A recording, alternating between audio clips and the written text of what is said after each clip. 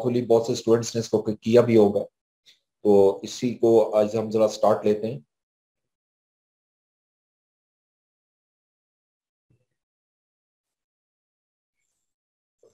This one,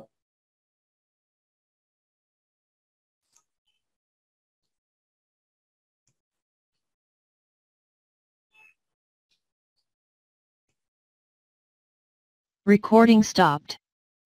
sir जिसका भी question sir जिसका भी क्वेश्चन हो सर हैंड रेस कर ले तो मैं उन्हें अलाउ कर लूंगा सर, और अगर नहीं कर सकते तो क्वेश्चन आंसर सेशन में भी वो अपना क्वेश्चन लिख सकते हैं sir.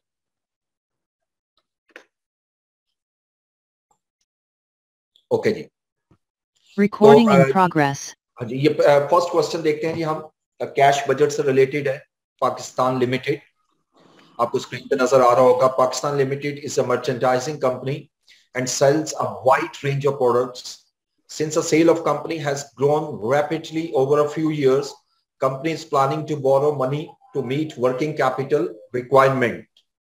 President of the Pakistan Limited has just approached the company's bank with a request for loan as it will assist the company in acquiring inventories.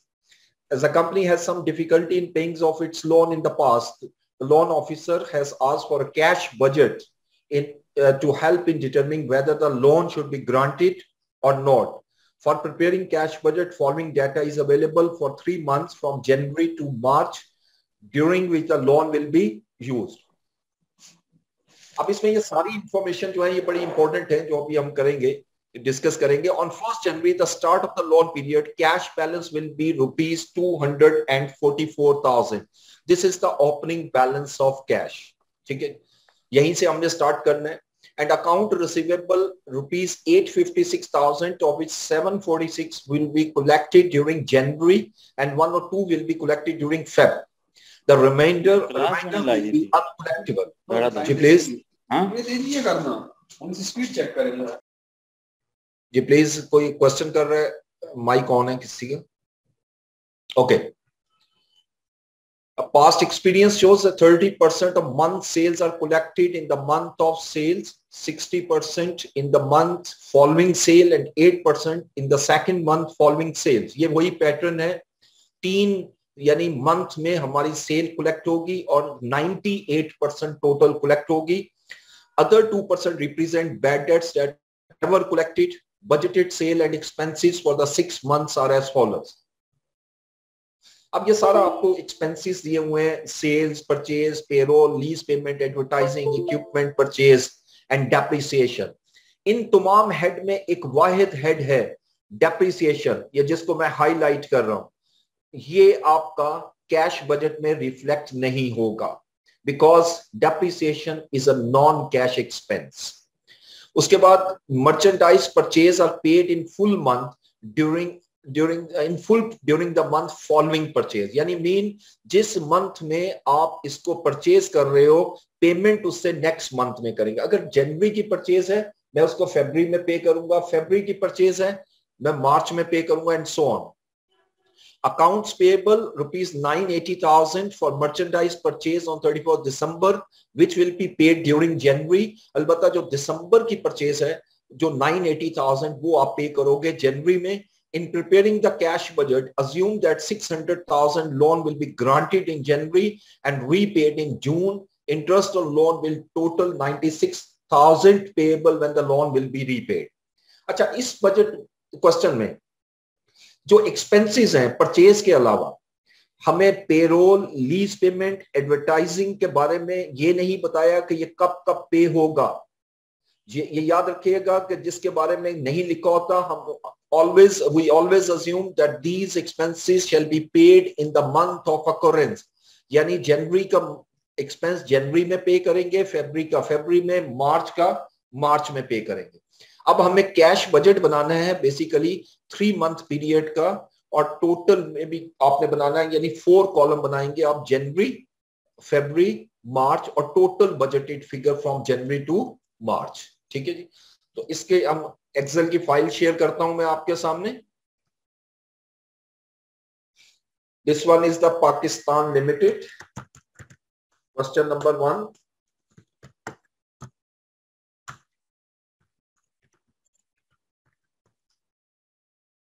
Cash budget for 3 months from January to March. अब यहां पर हम 3 months बना लेते हैं इसके।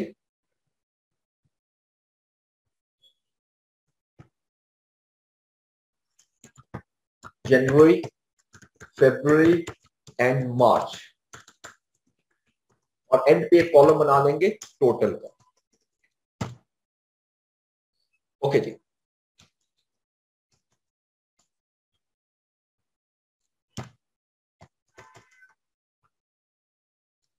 Okay, अब question के मुताबिक, फॉर्मेट के मुताबिक, सबसे पहले वैसे हमने फॉर्मेट पढ़ा था, सबसे पहले मैं ओपनिंग बैलेंस ऑफ कैश लेता हूं। ओपनिंग बैलेंस जनवरी का उसने हमें क्वेश्चन के अंदर गिवन है।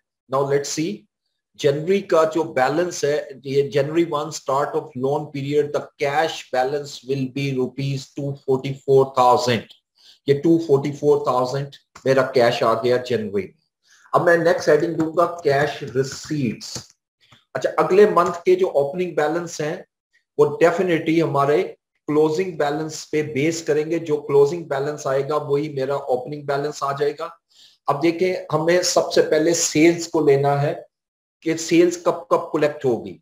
तो सबसे पहले स्टार्ट लेंगे हम अकाउंट रिसीवेबल से, जो गिवन है। टोटल अकाउंट रिसीवेबल जब जनवरी स्टार्ट हुआ था तो 856 के थे, जिसमें 746 जनवरी में कलेक्ट होंगे और 102 फेब में। तो यहां मैं लिखता हूं अकाउंट रिसीवेबल कलेक्शन या कलेक्टेड। जनवरी में जो कलेक्शन हो रही है दैट इज 746,000, और फरवरी में जो कलेक्शन हो रही है, ये क्वेश्चन में ये मैं हाईलाइट कर रहा हूं, साथ साथ देखिएगा। और फरवरी में जो कलेक्शन हो रही है दैट इज 102,000। 102,000 ये फरवरी में लिख दिया हमने। टोटल का कॉलम हम एंड पे बना लेंगे, उसको सिंपल फार्मूला लगाऊंगा तो टोटल होता जाएगा। अच्छा, अब इसी तरह मैं नेक्स्ट मंथ्स में आता हूं, जनवरी की सेल में आता हूं। ठीक है, अब जनवरी की सेल कब कलेक्ट होगी? पैटर्न क्या है? पैटर्न ये है कि 30% sales in same month as per question, 60% after 1 month या in next month, and remaining 8% in 2 months।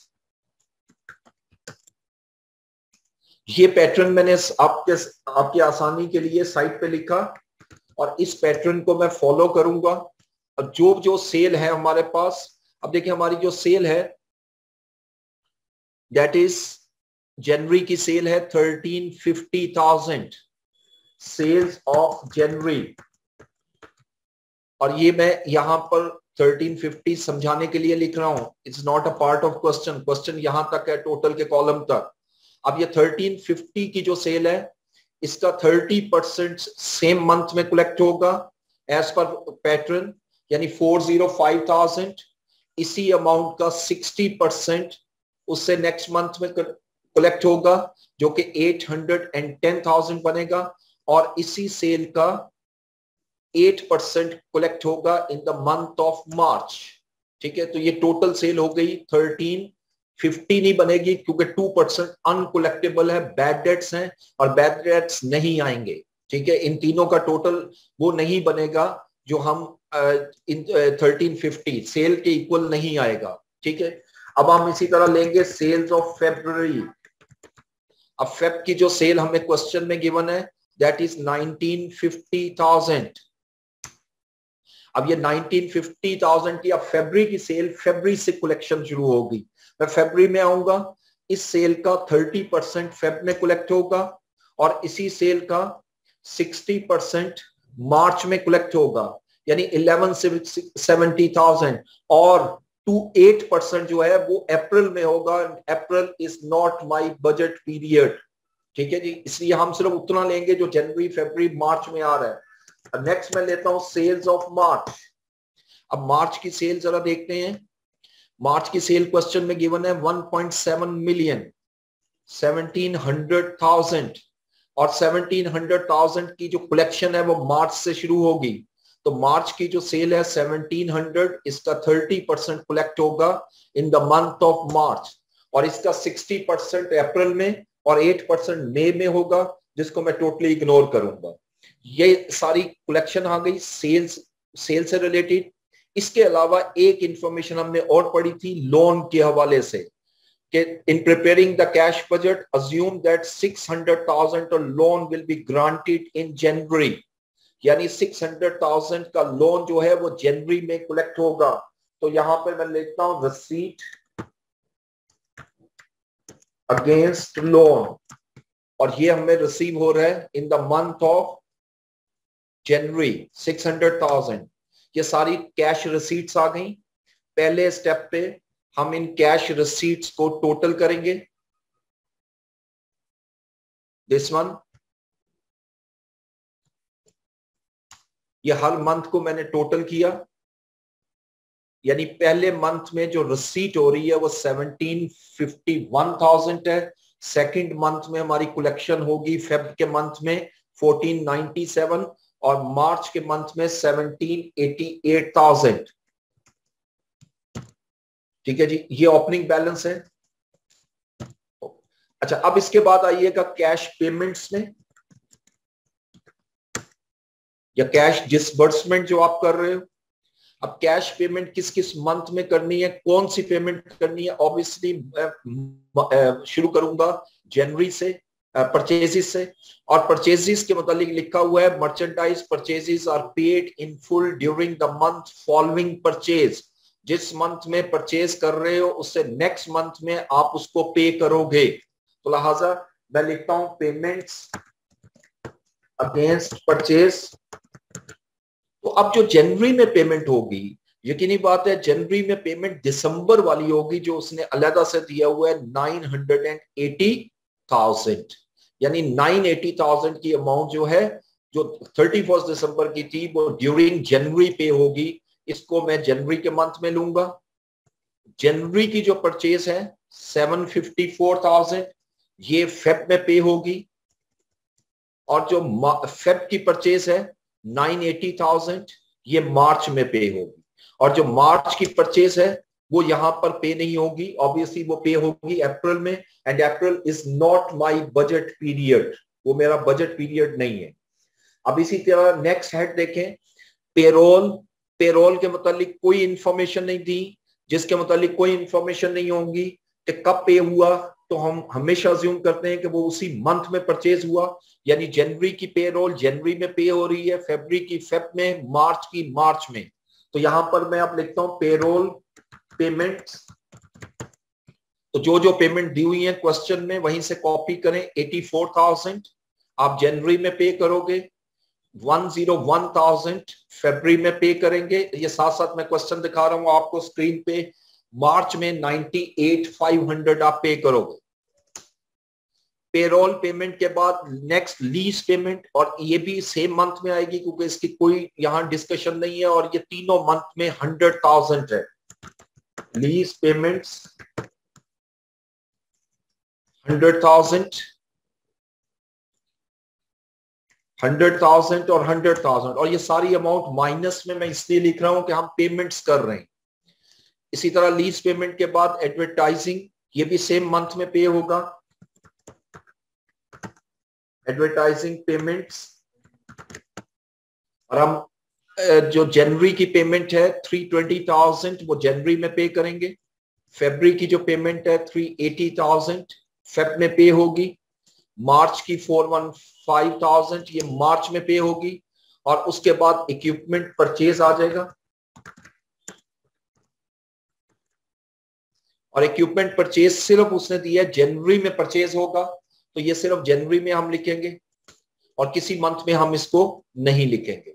ठीक है जी, ये सारी पेमेंट थी, इसके अलावा और कोई पेमेंट नहीं है। अब इसको क्लोज करते हैं। अब ये क्लोजिंग खासतौर पे आपने समझनी है। टोटल का कॉलम भी, ये पहले आप इसको टोटल कीजिएगा, इन कॉलम्स को सिर्फ टोटल कीजिएगा पेमेंट्स को।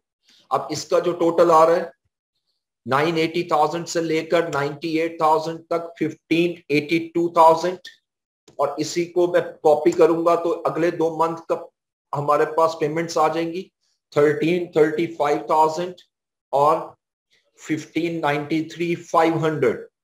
अब इसके बाद हम क्लोजिंग बैलेंस निकाल सकते हैं।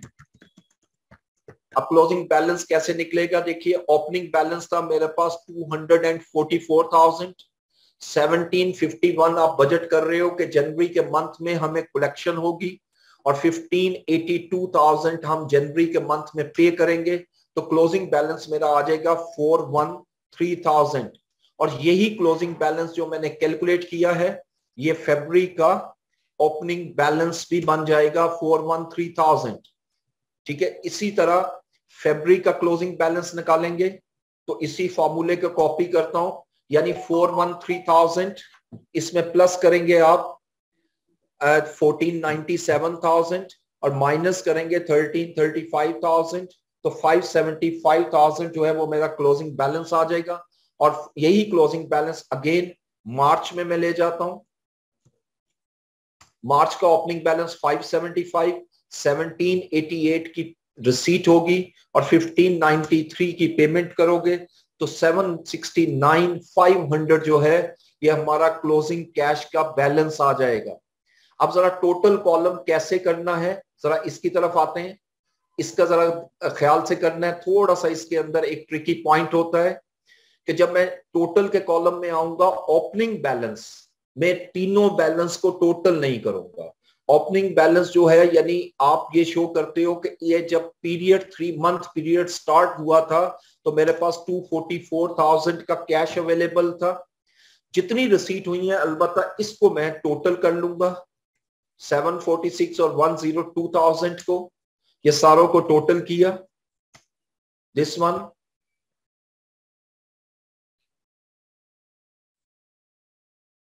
ये सारा टोटल आ जाएगा आपका एक एक अमाउंट का, और इसको फर्दर टोटल किया तो ये टोटल रिसीट आ गई 5036,000, यानी 3 महीने में जो टोटल कैश कलेक्शन होगी वो 5036,000 होगी। सेम इसी तरह मैं इसको टोटल करता हूं, पेमेंट्स को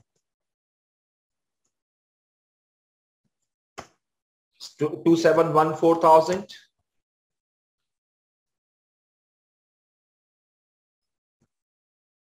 और इसका टोटल किया फर्दर दिस वन, ये आपका 5410,500 आ जाएगा। अब देखिए इसका क्लोजिंग बैलेंस कैसे निकालोगे, उसी तरह जैसे पहले कैलकुलेट किया था, ओपनिंग बैलेंस 244,000, 3 महीने के यानी 3 मंथ पीरियड में 5036,000 आपकी कैश कलेक्शन होगी और ये आपकी पेमेंट होगी। तो ये एग्जैक्टली जो बैलेंस है ये क्लोजिंग बैलेंस के इक्वल आएगा। ये मैं इसको रेड कलर कर रहा हूं ताकि आपको नजर आ जाए कि ये वेरीफाइड है। ठीक है, सिर्फ इसमें ओपनिंग बैलेंस को टोटल नहीं करना और क्लोजिंग बैलेंस को टोटल नहीं करना। ओपनिंग बैलेंस जब स्टार्ट करना है आपने तो ओपनिंग बैलेंस से स्टार्ट करना है, ऑटोमेटिकली एंड होगा तो क्लोजिंग बैलेंस पे ये एंड होगा, खुद ब खुद क्लोजिंग बैलेंस पे एंड होगा। दिस इज का टोटल कॉलम। ठीक है जी, ये क्वेश्चन नंबर 1 था आपका। अब मैं जरा आप लोगों को देख लेता हूं, कोई क्वेश्चन है तो बताइएगा। ये मैं देख रहा हूं। अच्छा, आपने ये एक स्टूडेंट ने क्वेश्चन किया कि ये जो हमने कैश कलेक्शन की है कि क्या क्वेश्चन में करेंगे या वर्किंग 1 में, तो ये याद रखिएगा कि दोनों में कर सकते हो, क्योंकि ये क्वेश्चन बहुत लेंथी नहीं था तो मैंने इसको वर्किंग में ही ऐड कर लिया, वो क्वेश्चन में ऐड कर लिया। अदरवाइज अगर आपका बहुत लंबा क्वेश्चन होगा तो हम इसको वर्किंग में कन्वर्ट करेंगे। ठीक है, उसके बाद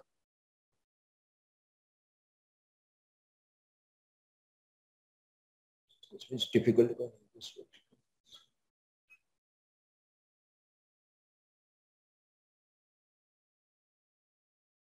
अच्छा इंटरेस्ट को आपने पूछा कि कुछ नहीं करेंगे क्योंकि इंटरेस्ट जो है वो जून में पे होना है और हमारा बजट पीरियड जो है वो सिर्फ मार्च तक है। ठीक है,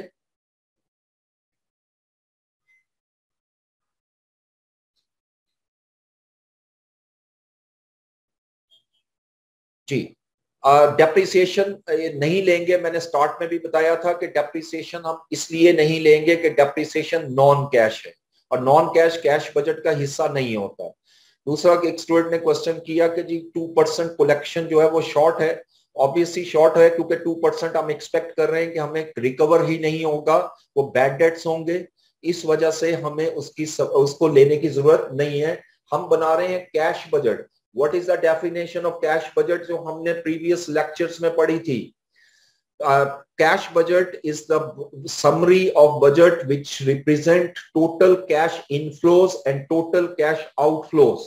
ठीक है जी, ओके। उसके बाद अब ये टोटल कॉलम की जो मैं बात कर रहा हूं, ये दो तीन डिफरेंट क्वेश्चंस आए हैं, तो मैं इसको रिपीट कर देता हूं। देखो ये समरी है, ये total column is actually a summary of 3 month, कि पूरे 3 मंथ में जब स्टार्ट होगा तो मेरा बैलेंस क्या होगा, तो मैं इन तीनों को टोटल नहीं करूंगा, मैं ये ओपनिंग बैलेंस लूंगा 244,000, और अलबत्ता जो ड्यूरिंग द 3 मंथ पीरियड जो कुछ आया उसको टोटल करूंगा, और जो कुछ पे किया उसको भी टोटल करूंगा। ये ऑटोमेटिकली क्लोजिंग बैलेंस के इक्वल आना चाहिए, ठीक है। And this is also a verification, you can say कि जो हम कैलकुलेशन किया उसको वेरीफाई भी यहां से हम कर सकते हैं, ठीक है। अच्छा, एक स्टूडेंट ने क्वेश्चन किया जी परचेज को हमने सेम मंथ में क्यों नहीं लिया, ठीक है। अच्छा, परचेज को हमने सेम मंथ में इसलिए नहीं लिया कि आप ये क्वेश्चन को देखिए तो इसमें क्लैरिटी में लिख रहा है क्वेश्चन में कि आपकी जो सेल परचेज है वो आपकी नेक्स्ट मंथ में पे हो रही है, during the month following purchase, ठीक है। इस वजह से हमने इसको वहां नहीं लिया। अच्छा, उसके बाद अगर नेगेटिव बैलेंस आ जाए, देखें अगर कोई क्वेश्चन में नेगेटिव बैलेंस आ जाए, यहाँ कोई इंटरप्रिटेशन नहीं है, नेगेटिव आ जाए आप नेगेटिव शो करेंगे, इसमें कोई इंटरप्रिटेशन नहीं है कि पॉजिटिव का मीनिंग क्या है और नेगेटिव का मीनिंग क्या है, ठीक है। अच्छा, ये स्टूडेंट ने कहा जी कि last point I think total वाला कॉलम ऑप्शनल है। Please remember it is not optional, it depends upon the requirement of question. अगर आप देखो तो यहाँ पर टोटल बजटेड फिगर भी मांगा हुआ है, अगर जिस क्वेश्चन में नहीं मांगा हुआ तो बिल्कुल आप नहीं बनाएंगे, मैं एग्री करूंगा आपकी बात को, लेकिन जिस क्वेश्चन के अंदर टोटल का कॉलम रिक्वायरमेंट हो आपने इग्नोर नहीं करना, उसके मार्क्स होते हैं, ठीक है जी। why we take only January opening balance for total column, because अभी मैंने बताया कि टोटल कॉलम जो है वो समरी है हमारी, और समरी में जब आप ये कहते हो जब 3 मंथ का पीरियड स्टार्ट हुआ था उस वक्त बैलेंस क्या था, और आखिरी बैलेंस क्लोजिंग के इक्वल क्यों आता है, क्योंकि हम कह रहे हैं जब 3 मंथ पीरियड क्लोज होगा तो हमारे पास बैलेंस क्या मौजूद होगा, तो that is also a summary, ठीक है जी, ओके जी। अच्छा, फॉर्मेट की जहां तक बात है, मैंने आपको बताया था कि फॉर्मेट 2-3 होते हैं, इसमें कोई फर्क नहीं होता, अगर पहले आपने कहीं पढ़ा हुआ है कोई और फॉर्मेट उसके थ्रू भी सॉल्व कर सकते हो, अलबत्ता आंसर जो है वो सेम आना चाहिए, उसमें कोई फर्क नहीं आएगा।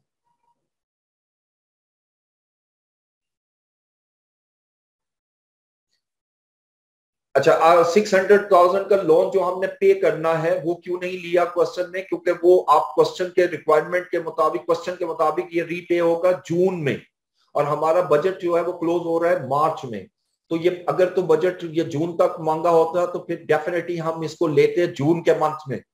ये एक असूल याद रखना है, एक प्रिंसिपल याद रखना है कैश बजट में, सिर्फ जो कैश आ रहा है और जो कैश आउट हो रहा है सिर्फ उसको शो करोगे उतने पीरियड में जितने पीरियड की रिक्वायरमेंट है, उससे पहले कोई कैश आ रहा है किसी मंथ में वो भी आप इग्नोर करोगे, और इसके बाद के किसी मंथ में आ रहा है उसको भी इग्नोर करोगे, क्योंकि वो नेक्स्ट बजट में या प्रीवियस बजट में फॉल करेगा, ओके जी। तो ये पहला क्वेश्चन था। अब ये जो सेकंड क्वेश्चन है that is little bit tricky, ठीक है जी, इसको जरा ध्यान से करना है आपने, इसको मैं करवाऊंगा और इसकी जरा कैलकुलेशन भी काफी लेंथी है और इसको आपने जरा ध्यान से देखना है। अच्छा, जो पेमेंट ग्रांट हुई है उन जनवरी, जी, तो जनवरी के महीने में कैश आ रहा है आपके पास, पे नहीं कर रहे, तो हमने लिया हुआ है 600,000, ये now you can see in the question, ये 600,000 जनवरी में लिया हुआ है, ठीक है जी। अच्छा, अब ये जो नेक्स्ट क्वेश्चन करेंगे ये बहुत केयरफुली करना है। इसमें मैंने कुछ चेंजेस की थी क्योंकि क्वेश्चन में जो मैंने अमेंड किया हुआ था, तो ये मैं दोबारा भी शेयर कर लूंगा। तो इस क्वेश्चन को देखिएगा, इसका क्योंकि इसके मुताबिक सोल्यूशन नहीं है जो मैंने पहले क्वेश्चन आपको दिया था, ठीक है। इसमें थोड़ी सी चेंजेस हैं। The following data was extracted from the books of Ramesh Limited as on 1st July 2021. अब इसमें देखें तो जुलाई, अगस्त, सितंबर, अक्टूबर 4 मंथ की हमें बजटेड सेल्स गिवन है, 4 मंथ्स की, और ये यूनिट्स में है। ये भी याद रखिएगा कि ये जो सेल गिवन है ये यूनिट्स में है। और आगे वो लिख रहा है जी selling price is ₹3 per unit, हम ₹3 पर यूनिट सेल करेंगे। Sales are invoice twice per month, in the middle of the month and on the last day of the month.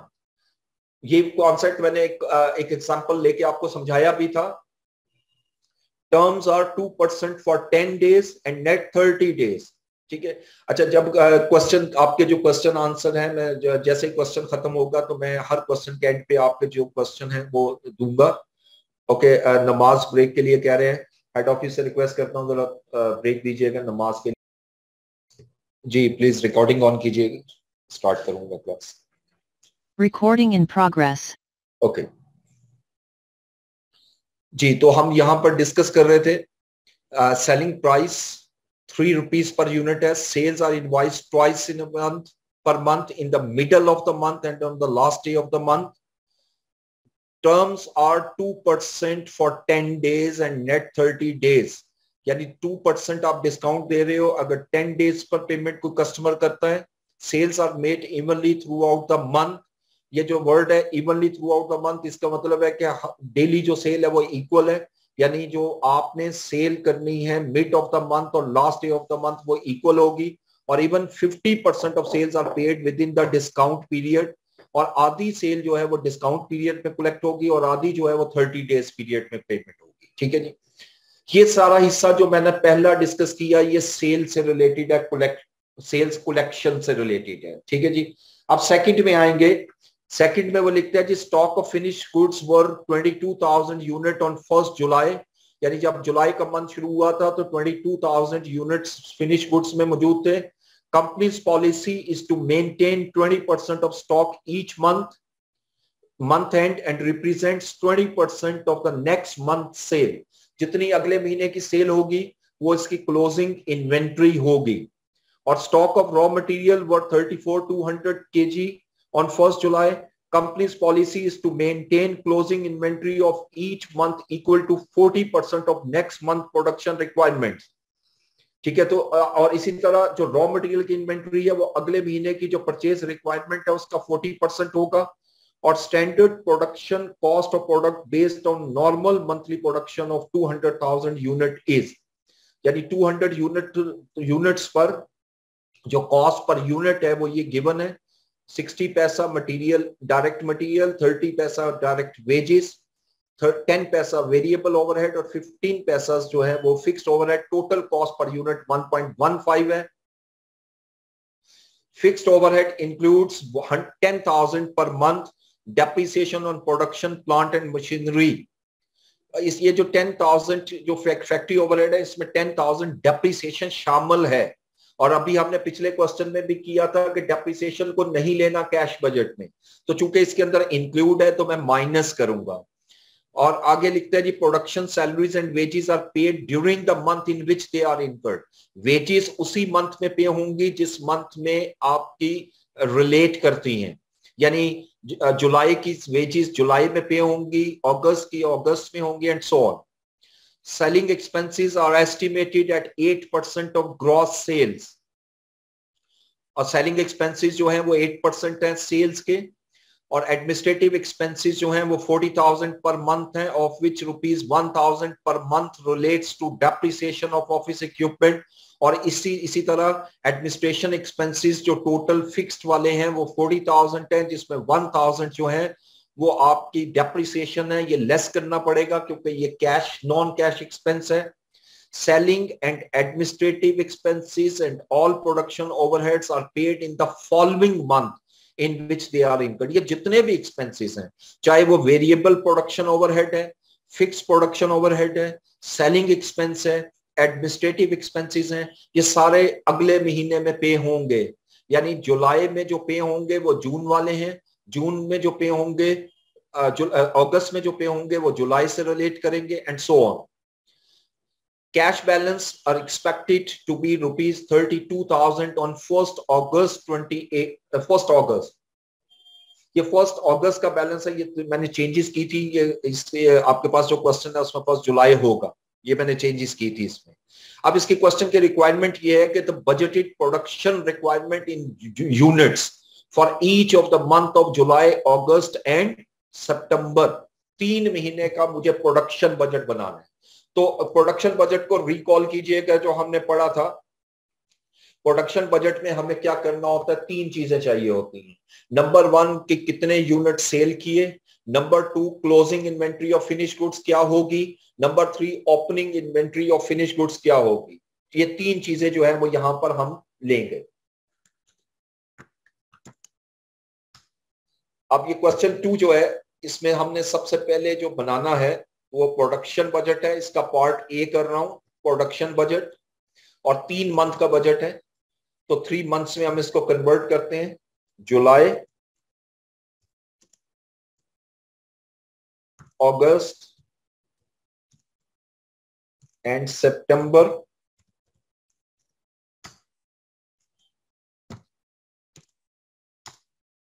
इस ऊपर हेडिंग देता हूं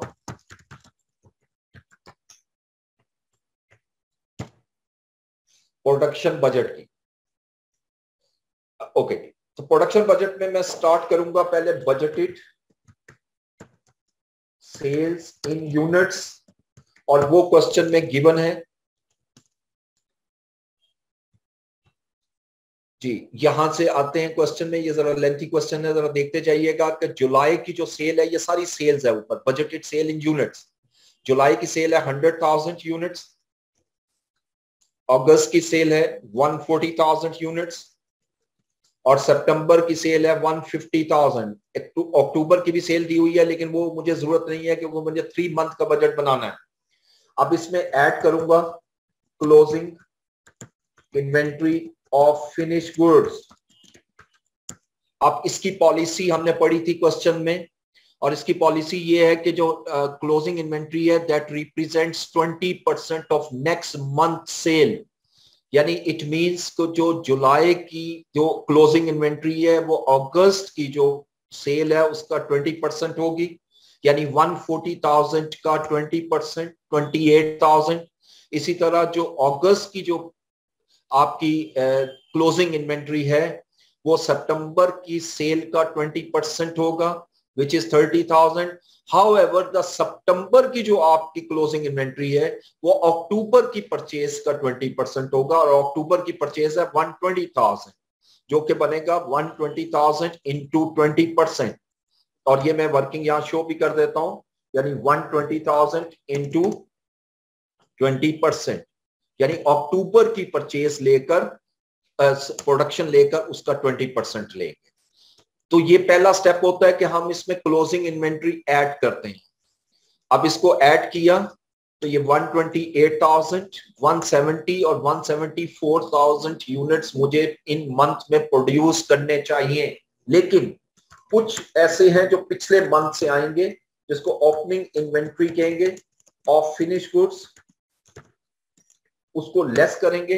अब देखें ये लेस कैसे करेंगे। जुलाई की ओपनिंग इन्वेंट्री क्वेश्चन के अंदर गिवन है 22,000 यूनिट्स, तो यहां से मैं 22,000 लेस करता हूं। अच्छा, अब अगस्त की जो क्लोजिंग इन्वेंट्री है वो जुलाई की क्लोजिंग इन्वेंट्री के इक्वल है, यानी जो जुलाई की क्लोजिंग इन्वेंट्री होगी सेम वही मेरी ओपनिंग इन्वेंट्री होगी अगस्त की।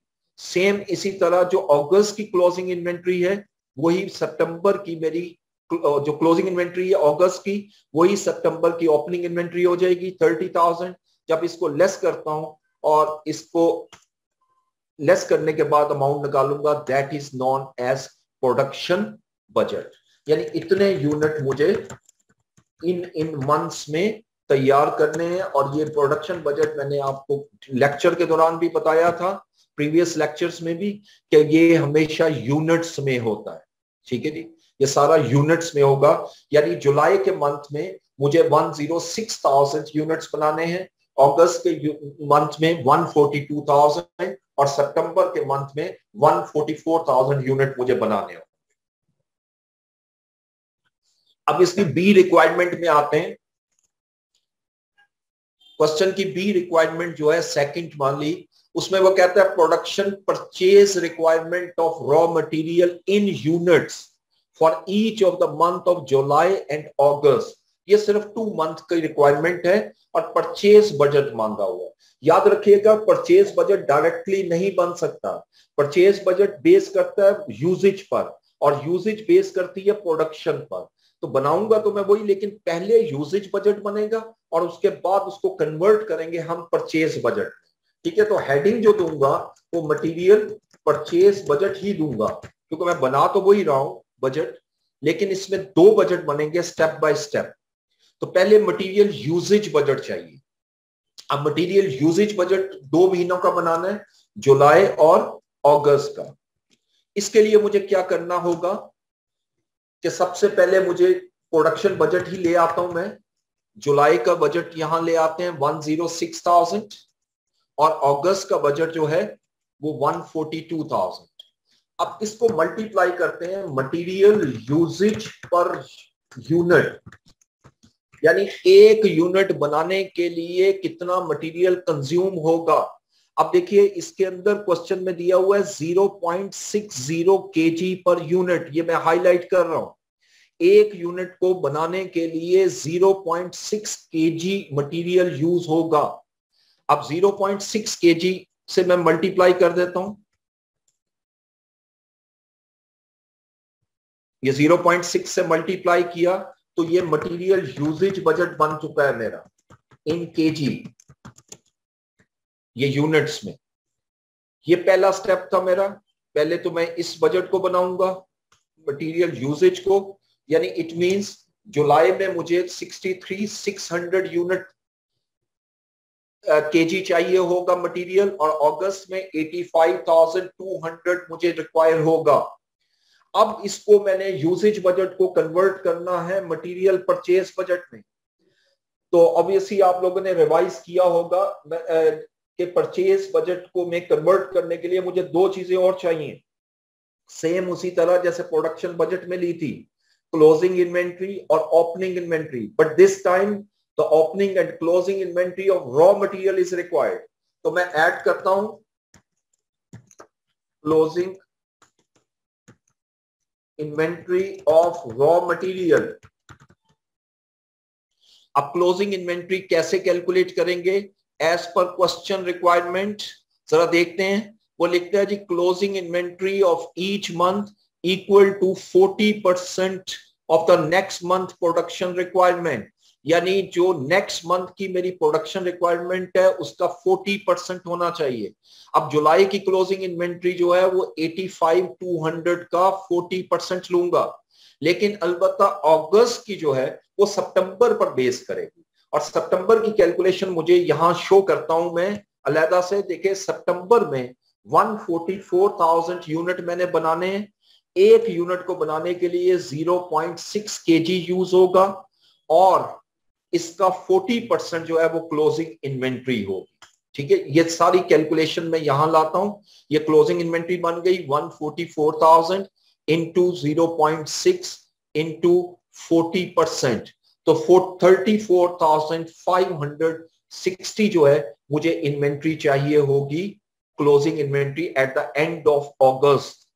जो अगस्त की क्लोजिंग इन्वेंट्री है वो बेस करेगी सितंबर की इन्वेंट्री पर। ठीक है जी, इसलिए वो सितंबर की मैंने कैलकुलेशन सेपरेटली की। सितंबर का कॉलम नहीं बनाएंगे आप, because it is not a part of question. अब इसमें पहले इसको ऐड करेंगे, क्योंकि जो चीज क्वेश्चन में रिक्वायर्ड नहीं है वो आपके सॉल्यूशन का हिस्सा नहीं होनी चाहिए, वो वर्किंग में जाएगी। क्लोजिंग ओपनिंग इन्वेंट्री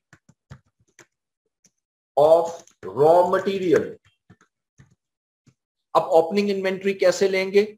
जो जुलाई की क्लोज ओपनिंग इन्वेंट्री है वो क्वेश्चन में गिवन है 34,200 kg, वो यहां से लेस कर दिया, यानी ये पहले से हमने खरीदा हुआ है। और अगस्त में जब जाएंगे तो जुलाई की जो क्लोजिंग इन्वेंट्री है दैट इज 34,080, वो इसकी क्लोजिंग इन्वेंट्री आ जाएगी।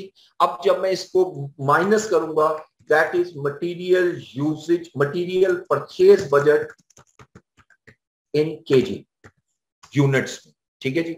अब इसको हम माइनस कर देते हैं तो ये बन जाएगा 63,480 और इसको माइनस किया तो 85,680। ये मटेरियल मुझे बाय करना पड़ेगा इन केजी, इन किलोग्राम्स, ठीक है जी। ये मेरा सेकंड पार्ट हो जाता है क्वेश्चन का, मटेरियल परचेज बजट।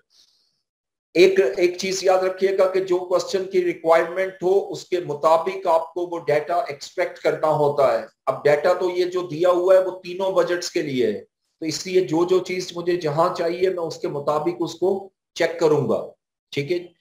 उसके बाद नेक्स्ट आएंगे लास्ट में, तो लास्ट में वो पूछ रहा है कैश फोरकास्ट या कैश बजट फॉर अगस्त। सिर्फ अगस्त के मंथ का बजट बनाना है और यहां अब मैं कैश बजट बना रहा हूं फॉर अगस्त। ये सिर्फ एक महीने का बजट है, ठीक है जी। तो अब वही कॉन्सेप्ट जो हमने पढ़ा रिसीट्स और पेमेंट्स का, तो सबसे पहले ओपनिंग बैलेंस आते हैं, यानी जब मंथ स्टार्ट होगा अगस्त का तो ओपनिंग बैलेंस क्या होगा, that is given in a question. Start of the month मेरा ओपनिंग बैलेंस 32,000 रुपीज होगा, ठीक है जी। बेशक यहां ले आते हैं इसको, अगस्त का 32,000। अब पूरे मंथ में कितनी कैश रिसीट्स होंगी, इसके लिए मुझे पहले पैटर्न बना लेना जरूरी है, ठीक है। ये पैटर्न बना रहा हूं मैं किसी भी एक मंथ पे।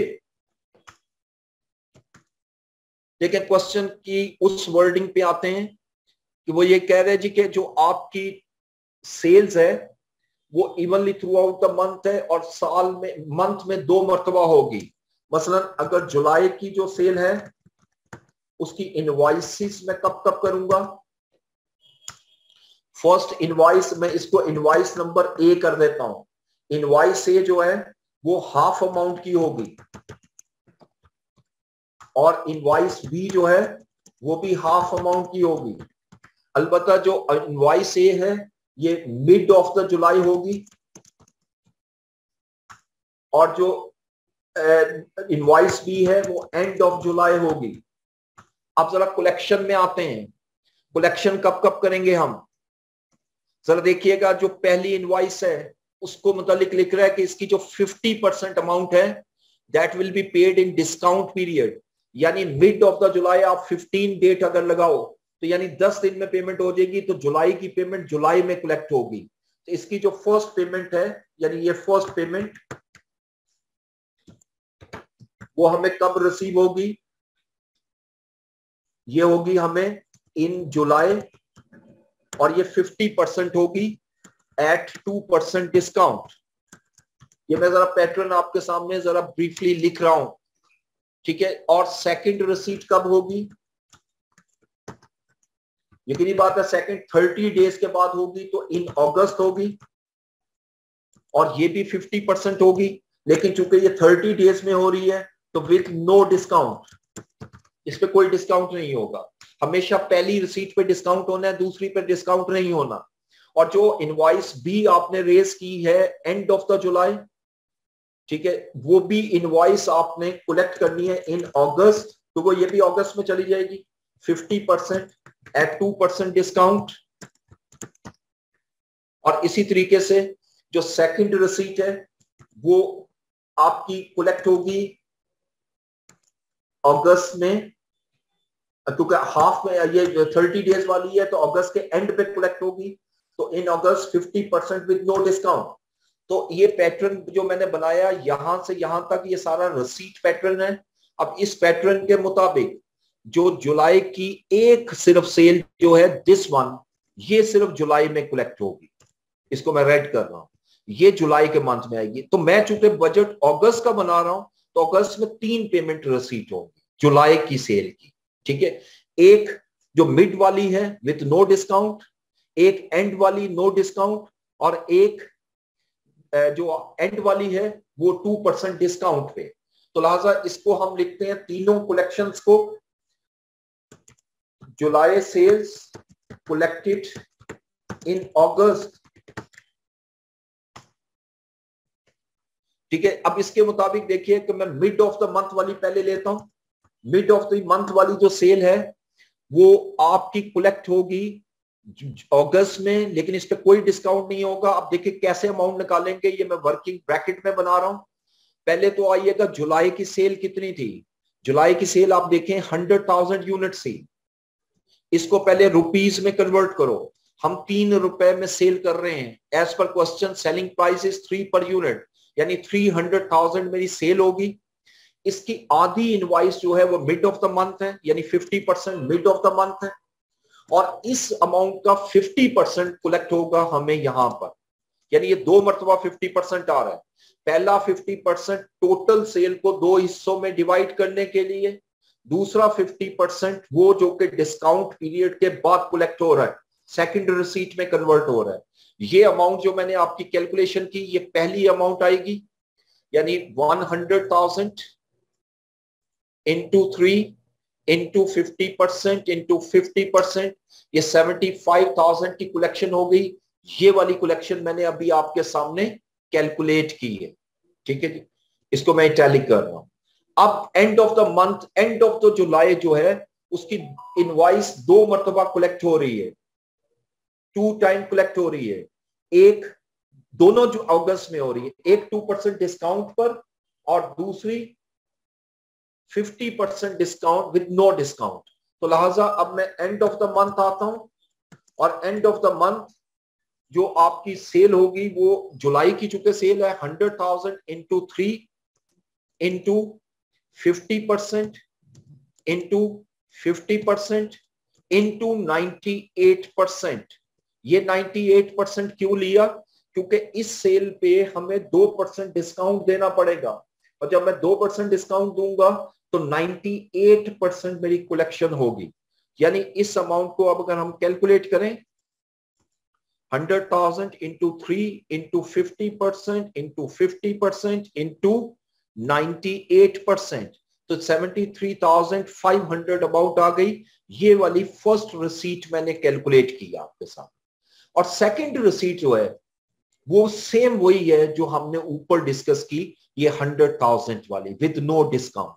तो यहां लिखूंगा एंड ऑफ द मंथ, और मैं सारी सेल वही लिख लेता हूं, 100,000 इंटू 3 इंटू 50% इंटू 50%, जिसमें कोई डिस्काउंट नहीं आएगा, और ये अमाउंट भी एग्जैक्टली 75,000 होगी। तो ये मैंने आपके सामने अभी सिर्फ जुलाई की सेल ली है जो अगस्त में कलेक्ट होगी। अब जरा अगस्त की सेल में आता हूं, तो अगस्त की सेल में आऊंगा तो अगस्त की सेल सिर्फ अगस्त में ये वाली आएगी, यानी इसी पैटर्न को अगर फॉलो करता हूं तो अगस्त की सेल जो हाफ सेल है, हाफ सेल जो इनवॉइस मिड ऑफ द अगस्त आप रेज करोगे वो अगस्त में कलेक्ट होगी। तो उसको आप लिख लेते हैं हम अगस्त सेल कलेक्टेड इन अगस्त, यानी सेम मंथ, और वो सिर्फ एक है जो मिड ऑफ द मंथ वाली है, और इसकी जो कलेक्शन हो रही है वो अगस्त की सेल लेनी है। अगस्त में देखें कितने यूनिट आपने बेचे थे, 140,000, और एक यूनिट आप 3 रुपीज में सेल कर रहे हो, और इसका जो हाफ सेल आपने मिड ऑफ द मंथ की, और इसकी हाफ सेल जो है वो कलेक्ट हो रही है और 2% डिस्काउंट पे हो रही है 98%। ये अमाउंट जो है ये भी अगस्त में कलेक्ट होगी, 140,000 इंटू 3 इंटू 50% इंटू 50% इंटू 98%, तो 102,900 आ गई। ये मेरी सारी की सारी कलेक्शन है इस मंथ की, जो कि बनेगी 326,400, यानी 326,400 की अमाउंट जो है वो मेरी कलेक्ट होगी इन द मंथ ऑफ अगस्त। अब इसी तरह मैं इसकी पेमेंट्स में आऊंगा, कैश पेमेंट्स।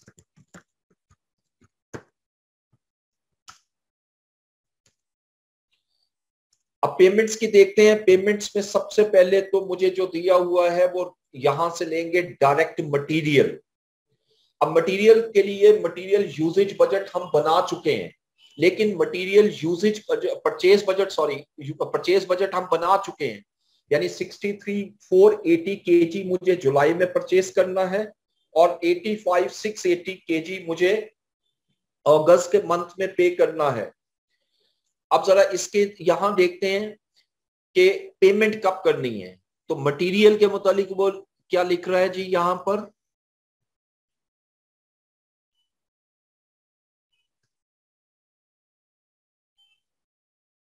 जी मटेरियल के मुतालिक देखते हैं कहां पे लिख रहा है अगस्त का। जी मटेरियल के मुतालिक कुछ कहीं नहीं लिखा कि कब पेमेंट होगी, तो सेम मंथ में लेंगे। इसका मतलब अगस्त में जो मैं मटेरियल परचेस लूंगा वो मटेरियल परचेस अगस्त का होगा, ठीक है। अच्छा अब मैं लिखता हूं जी payment against purchase of material. अब कितनी पेमेंट करनी है, 85,680 kg है, ये अमाउंट नहीं है। 85,680 kg मैंने बाय करना है अगस्त में। जब बाय करूंगा तो कितने में बाय करूंगा, इसकी मुझे प्राइस चाहिए। प्राइस कैसे निकालेंगे, जरा यहां देखें। एक यूनिट बनाते हुए 0.6 kg लगेगा और कॉस्ट भी 0.6 kg है। इसका मतलब रेट 1 रुपी पर kg बना, ठीक है।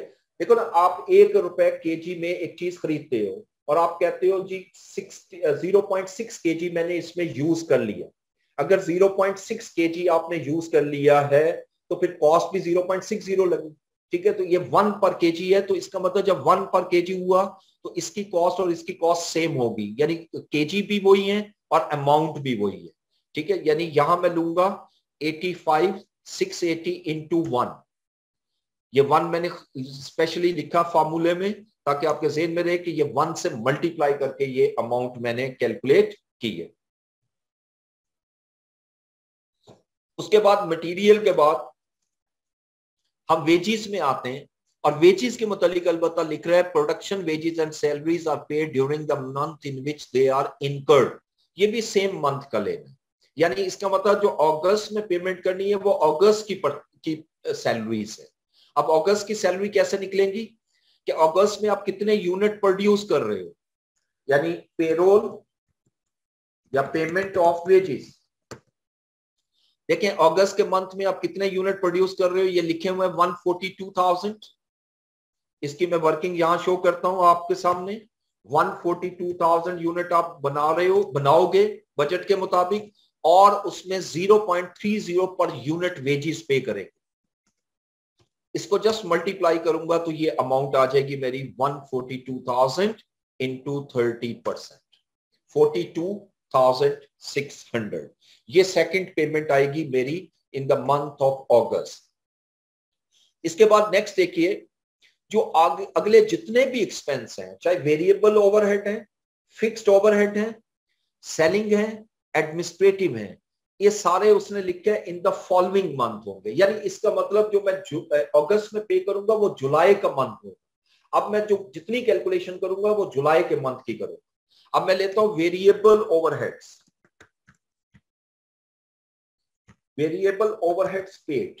अब कितने पे करने हैं, देखिए उसने लिखा है 0.10 पर यूनिट, और जुलाई में प्रोडक्शन है 106,000, यानी 106,000 इंटू 0.10,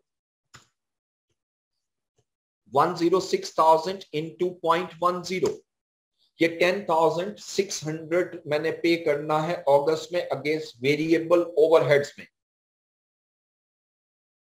अलबत्ता फिक्स प्रोडक्शन ओवरहेड की कैलकुलेशन जरा ध्यान से देखनी है। फिक्स प्रोडक्शन ओवरहेड पर यूनिट है 0.15।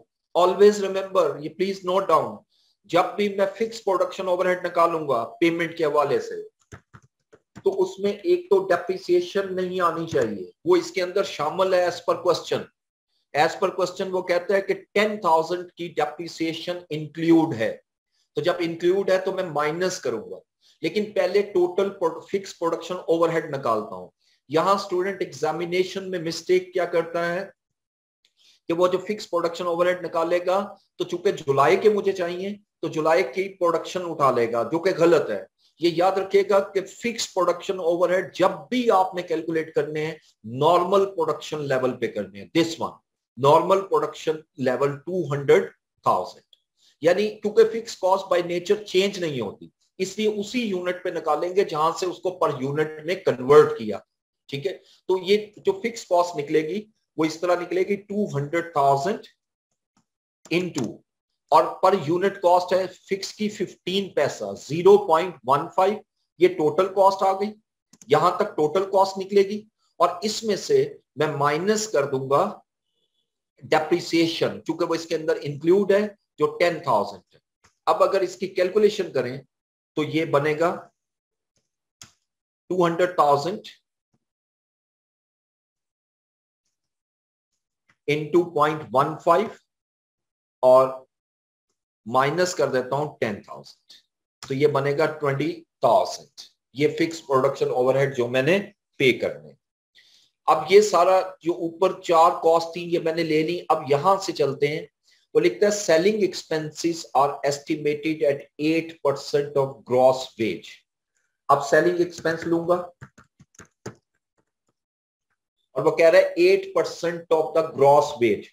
आप बजट बना रहे हो अगस्त का, और उसमें उसने हिंट क्या दिया हुआ है कि अगस्त में जो पेमेंट करोगे वो आपके पिछले महीने की पेमेंट है, तो लिहाजा मुझे जुलाई की सेल का 8% लेना है, जुलाई की सेल का 8%। अब जुलाई की सेल कितनी है as per question? 100,000 units, 100,000 units हैं, और एक यूनिट 3 रुपीज में सेल करोगे, और उस पे 8% आपने सेलिंग एक्सपेंस होंगे। ये कैलकुलेशन हम यहां कर लेते हैं, 100,000 इंटू 3 इंटू 8%, ये अमाउंट आएगी 24,000। ये मेरे सेलिंग एक्सपेंसेस आ जाएंगे जो मैंने पे करने, क्योंकि सेलिंग एक्सपेंसेस जो अगस्त में पे करेंगे वो भी वही हैं जो जुलाई में पे करेंगे, ठीक है। और उसके बाद सिर्फ एक रह गया एडमिनिस्ट्रेटिव एक्सपेंसेस, और वो 40,000 दिए हुए हैं पर मंथ, जिसमें 1,000 डेप्रिसिएशन है, वो सिंपली लेस कर दो। तो लिहाजा एडमिनिस्ट्रेटिव एक्सपेंसेस पेड जब लोगे तो आप कैसे लोगे? सिंपल 40,000 में से 1,000 लेस कर दोगे, चूंकि depreciation is the not a part, वो आप लेस कर दोगे, तो ये 39,000 अमाउंट आ गई। अब ये मेरी सारी की सारी पेमेंट जो है वो मुकम्मल हो गई। टोटल पेमेंट जो आ रही है वो मेरी वो 221,880 है इस मंथ में। अब मैं क्लोजिंग बैलेंस निकाल लूंगा, बिल्कुल जैसे पिछले क्वेश्चन में निकाला था कि ओपनिंग बैलेंस लिया 32,000, इसमें प्लस किया 326,400 और माइनस किया 221,880, तो 136,520 जो है that will be the closing balance of August. ठीक है जी। Now that is end of this question, and this is very important question. कि किस तरह आपने कैलकुलेशन की, काफी लेंथी कैलकुलेशन थी इस क्वेश्चन में। अब मैं आपके जरा क्वेश्चन देखता हूँ और आंसर देता हूँ आप लोगों के।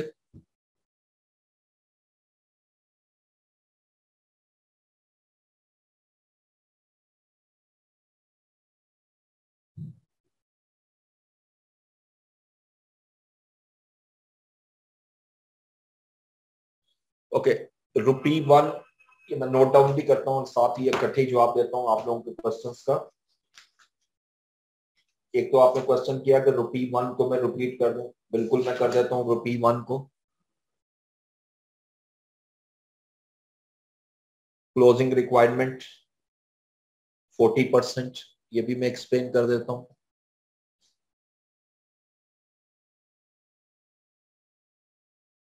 Why we are not calculating the month of September?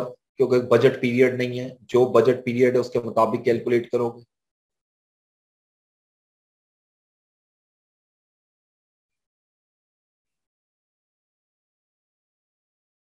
$769,500, ये आई थिंक प्रीवियस क्वेश्चन का क्वेश्चन है।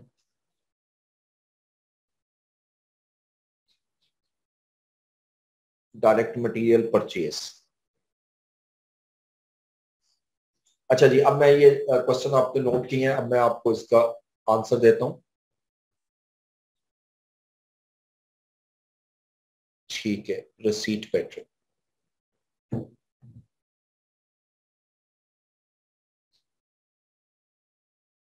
जी, तो पहली बात तो ये है कि आपका क्वेश्चन ये है जी कि ₹1 जो है वो मैंने कैसे ली है। क्वेश्चन में आइएगा डेटा में, मैं अब अगर इस एग्जांपल को वक्ती तौर पे छोड़ता हूँ, सिंपल मैं बात करता हूँ कि आप 1 kg खरीदते हो 10 रुपीज में, ठीक है जी, 10 रुपी में। अब 1 kg जो है वो 10 रुपी के इक्वल है, और आप कहते हो जी आधा केजी मैंने यूज किया, हाफ केजी उस प्रोडक्शन में यूज किया है। तो मेरा सवाल सिंपल ये है कि आप मुझे ये बताएंगे कि एक यूनिट जो बनाया उस पर कितना मटेरियल इन अमाउंट लगा, केजी नहीं कह रहा, केजी तो 0.5 मैंने बताया। तो ये गरीब बात है, जब हाफ केजी लग रहा है और 1 kg जो है वो 10 रुपीज का है, तो इसका मतलब है कि 5 रुपीज की कॉस्ट आई। तो यहां पर भी अगर आप देखें तो अगर मैं ये लिख रहा हूं कि 0.6 kg पर यूनिट मेरा यूज हुआ है मटेरियल, जिसकी कॉस्ट 0.6 है, यानी 0.6 kg is equal to 0.6 rupees, तो 1 kg इज इक्वल टू ₹1। ठीक है जी। सेकंड क्वेश्चन था कि क्लोजिंग इन्वेंट्री जो मैंने 40% यहां ली है उसको मैं रिपीट करता हूं, रिवाइज कर दूं, तो बिल्कुल मैं रिवाइज कर देता हूं। अच्छा, ये बाकी क्वेश्चन मैं अभी आपको बताता हूँ दोबारा से, तो जरा मुझे ये पहले इन क्वेश्चंस का आंसर दे लेने, उसके बाद मैं आपके क्वेश्चंस को भी एक्सप्लेन कर। अच्छा, ये जो 40% वाली अमाउंट है, ये जो मैंने ली है यूसेज बजट में दिस वन, आपका क्वेश्चन ये है कि ये कैसे आई, प्लीज फॉलो द वर्डिंग। अभी भी येलो कलर से हाईलाइटेड है कि the company's policy is to maintain closing inventory of each month equal to 40% of next month production requirement. यानी जो आपने अगले महीने प्रोडक्शन करनी है उसके लिए जितना मटेरियल चाहिए उसका 40% जो है वो आपकी क्लोजिंग इन्वेंट्री होनी चाहिए। अब देखें, जब मैं जुलाई की क्लोजिंग इन्वेंट्री निकालता हूं, मुझे ये चाहिए कि अगस्त में कितना मटेरियल चाहिए, और अगस्त में मुझे मटेरियल चाहिए 85-200 का केजी के, 85-200 केजी चाहिए। तो इसका 40% जो है वो मुझे जुलाई में खरीदना पड़ेगा, तो इसलिए इसका 40% दिया। इसी तरह जो अगस्त में 40% मैंने लिया हुआ 34,520, वो सितंबर की जो आपकी प्रोडक्शन रिक्वायरमेंट है उसके मुताबिक है, जो कैलकुलेट कैसे होगी 144,000 इंटू 0.6 और उसका 40%। ठीक है जी। उसके बाद 769,500 की अमाउंट मेरा ख्याल यहां नहीं आ रही, पिछले क्वेश्चन में 769,500, ये बैलेंस कैसे आ रहा है दिस वन। ठीक है, अब इसमें बेसिकली आप क्या करोगे कि opening balance this one plus this minus this. ठीक है, सिंपल। ये जो मैंने हाईलाइट किया इसको मैं येलो कलर करता हूं, ये अमाउंट में ये अमाउंट प्लस करोगे, रिसीट प्लस करोगे, पेमेंट माइनस करोगे, ऑटोमेटिकली क्लोजिंग बैलेंस आ जाएगा 769,500। उसके बाद डायरेक्ट मटेरियल परचेज बजट को स्टूडेंट ने कहा जरा रिवाइज कर दें, तो बिल्कुल मैं रिवाइज कर देता हूं एक दफा फिर। देखिए, आपने पहले प्रोडक्शन बजट बनाया, तो प्रोडक्शन बजट मेरा 106,000 है जुलाई का और अगस्त का। पहले मैं इसको कन्वर्ट करूंगा कि इतने यूनिट्स बनाने के लिए कितना मटेरियल चाहिए, कितना मटेरियल परचेज नहीं चाहिए, रिक्वायर होगा, यूज होगा। तो मैंने वो क्वेश्चन में दिया हुआ है 0.6 kg लगेगा एक यूनिट को बनाते हुए। अगर मैंने 106,000 यूनिट बनाने हैं और 0.6 kg यूज होगा एक यूनिट को बनाने के लिए, तो मल्टीप्लाई करूंगा तो ये मेरा मटेरियल यूजेज आ जाएगी दोनों मंथ। अब उसके बाद क्लोजिंग इन्वेंट्री मैंने अभी एक्सप्लेन की कि कैसे निकली है, और खुद बहुत ओपनिंग इन्वेंट्री जो है वो निकल आएगी, क्योंकि जो जुलाई की क्लोजिंग इन्वेंट्री है वो अगस्त की ओपनिंग है, और इसकी ओपनिंग इन्वेंट्री क्वेश्चन के अंदर गिवन है। ठीक है, 34,200 दिस वन, ये गिवन। उसके बाद रिसीट पैटर्न की तरफ मैं दोबारा आता हूं। ये जो मैंने पैटर्न बनाया था, इट्स नॉट अ डिफिकल्ट, थोड़ा सा वर्डिंग को फॉलो करोगे तो इंशाल्लाह इसमें कभी मसला नहीं आएगा। देखो, ये पैटर्न किसी एक महीने का बनाना और इसी को कंटिन्यू करना है नेक्स्ट मंथ में। मैंने जुलाई का पैटर्न बनाया, और पैटर्न के मुताबिक क्वेश्चन में कहता है sales are invoice twice per month in the mid of the month on the last day of month. तो मैंने क्या लिखा कि जो जुलाई की सेल है उसकी इनवॉइस, दो इनवॉइस से क्रिएट हो, एक इनवॉइस मिड ऑफ जुलाई और एक एंड ऑफ जुलाई, और ये दोनों 50-50 होंगी, हाफ अमाउंट, यानी 50% ऑफ द टोटल सेल। ठीक है जी। अब इस यहां तक तो मैंने ये कैलकुलेट किया इनवॉइस ए और इनवॉइस बी। फिर फर्दर वो कहता है कि जो टर्म्स आर 2% फॉर 10 डेज, अगर कस्टमर 10 दिन में मुझे पेमेंट करेगा तो मैं उसको 2% डिस्काउंट दूंगा, और नेक्स्ट 30 डेज अदरवाइज 30 दिन में मैंने उसको पेमेंट करनी, पेमेंट रिसीव करनी है कस्टमर से। Sales are made evenly throughout the month and 50% of sales are made paid within the discount period. यानी इसका मतलब ये जो आधी अमाउंट आई है उसका 50% जो है वो हमें डिस्काउंट पीरियड में रिसीव होगा, या और वो उसी मंथ में होगा। क्योंकि देखो उस मंथ में क्यों हो रहा है, मिड ऑफ द जुलाई का मतलब है 15 जुलाई, 15 जुलाई, और 10 दिन के अंदर पेमेंट कर रहा है 25 जुलाई, तो सेम मंथ में आ रहा है। ये अगस्त में क्यों जा रहा है, क्योंकि ये 30 डेज में पेमेंट हो रही है, और 30 डेज का मतलब है अगर मिड ऑफ जुलाई को मैं इनवॉइस रेज करता हूं तो मिड ऑफ अगस्त में ये कलेक्ट होगी। इसी तरह जो एंड ऑफ द जुलाई है वो तो यकीनी बात है, चाहे 10 दिन में पेमेंट हो या 30 दिन में पेमेंट हो, वो तो आपकी होनी ही अगस्त में। और लेकिन जो पहली पेमेंट रिसीट होगी इसकी केस, उस पर 2% डिस्काउंट हम देंगे और दूसरी पे डिस्काउंट नहीं देंगे। तो इस पैटर्न से ये पता लगा कि जुलाई की 3 अमाउंट्स ऐसी हैं जो अगस्त में आएंगी, और अगस्त की एक अमाउंट अगस्त में आएगी। ठीक है जी, ये मैंने सारा आपको एक्सप्लेन किया।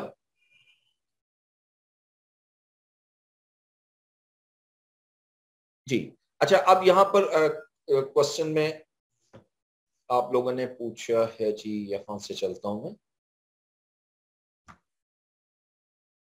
Selling administrative other overhead paid in the next month, जी क्योंकि ये क्वेश्चन में गिवन है इन द फॉलोइंग मंथ, इसलिए हमने उसको नेक्स्ट मंथ में लिया।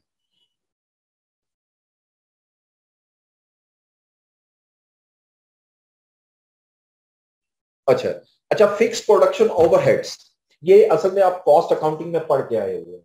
जब भी हम फिक्स प्रोडक्शन ओवरहेड को एब्जॉर्प्शन रेट यानी पर यूनिट रेट में जब भी कन्वर्ट करेंगे तो हमें उसको कन्वर्ट करना होता है बजटेड लेवल पे। रीजन क्या है, रीजन सिंपल इतनी सी है कि ये कॉस्ट अगर मैं ज्यादा यूनिट बनाऊंगा या कम बनाऊंगा ये कॉस्ट चेंज नहीं होगी, और ये कॉस्ट उतनी ही होगी जितनी आपने बजट की है, तो मैं बजट ही बना रहा हूं। तो लिहाजा इसलिए हमेशा याद रखना है जब भी फिक्स प्रोडक्शन ओवरहेड आए आपने उसको उतने यूनिट से मल्टीप्लाई करना है जो नॉर्मल कैपेसिटी है। ठीक है,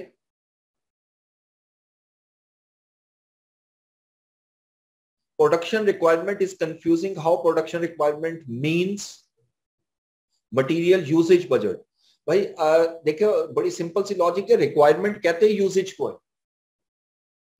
इसको मटेरियल रिक्वायरमेंट बजट भी हम कहते हैं कि हमें इन यूनिट्स को बनाने के लिए कितना मटेरियल चाहिए होगा। अगर इस वर्डिंग को गौर करो तो आपको खुद समझ में आ जाएगा कि रिक्वायरमेंट कहते हैं यूजेज को। ठीक है जी, उसके बाद नेक्स्ट देखते हैं हम, क्वेश्चन आपने किया कि डायरेक्ट लेबर और से हमने क्यों मल्टीप्लाई नहीं किया और डायरेक्ट ₹03 पर यूनिट से मल्टीप्लाई किया। Look at the question, question के अंदर आप देख सकते हो कि हमें किसी किस्म का कोई भी पर यहां पर ये देखिएगा ऑर्स नहीं दिए हुए, पर यूनिट में दिया हुआ है। जब पर यूनिट में दिया हुआ है there is no need to calculate hours. Hours वहां कैलकुलेट करते हैं जहां बजटेड उसकी रिक्वायरमेंट हो गई, जो direct labour budget in hours निकालो। जब जरूरत नहीं है तो हम सीधा यूनिट से मल्टीप्लाई करके उसको कैलकुलेट कर देंगे। Opening inventory of finish goods in production budget 22,000, जी बिल्कुल ये क्वेश्चन में गिवन है, आप देख सकते हो, आपके सामने नजर आएगा यहाँ पर 22,000। ये ऊपर करूंगा तो ये 22,000 स्टॉक ऑफ फिनिश गुड्स 22,000 ये क्वेश्चन में गिवन है।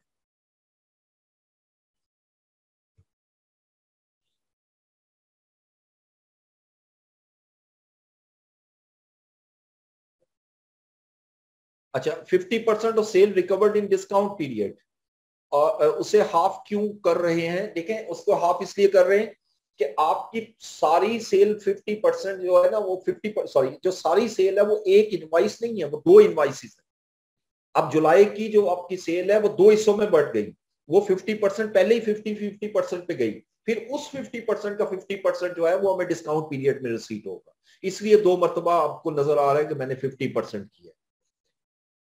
और फिक्स वेरिएबल ओवरहेड और वेरिएबल ओवरहेड का जो कॉन्सेप्ट है वो मैंने अभी आपको बताया भी है, फिर रिपीट कर रहा हूं। वेरिएबल प्रोडक्शन ओवरहेड वो ओवरहेड्स होते हैं जो कि आपके प्रोडक्शन के साथ साथ चेंज होते हैं। इसलिए उसको उतने यूनिट से मल्टीप्लाई करेंगे जितना बजट कर रहे हो। लेकिन जो आप फिक्स प्रोडक्शन ओवरहेड निकालोगे वो हमेशा नॉर्मल कैपेसिटी पे कैलकुलेट किया जाता है, क्योंकि वो इन टोटल अमाउंट चेंज नहीं होता।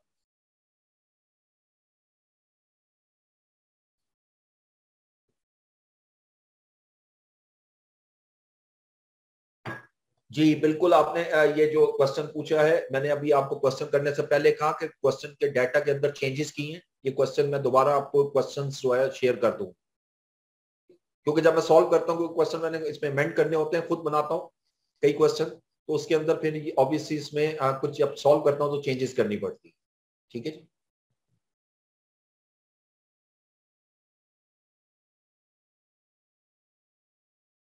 ग्राफिकली समझा सकते हैं पैटर्न को, ये लीजिए देखिए, ये जुलाई की सेल है, जुलाई की सेल है मेरी टोटल, इन यूनिट्स नहीं कह रहा, अमाउंट्स में 300,000।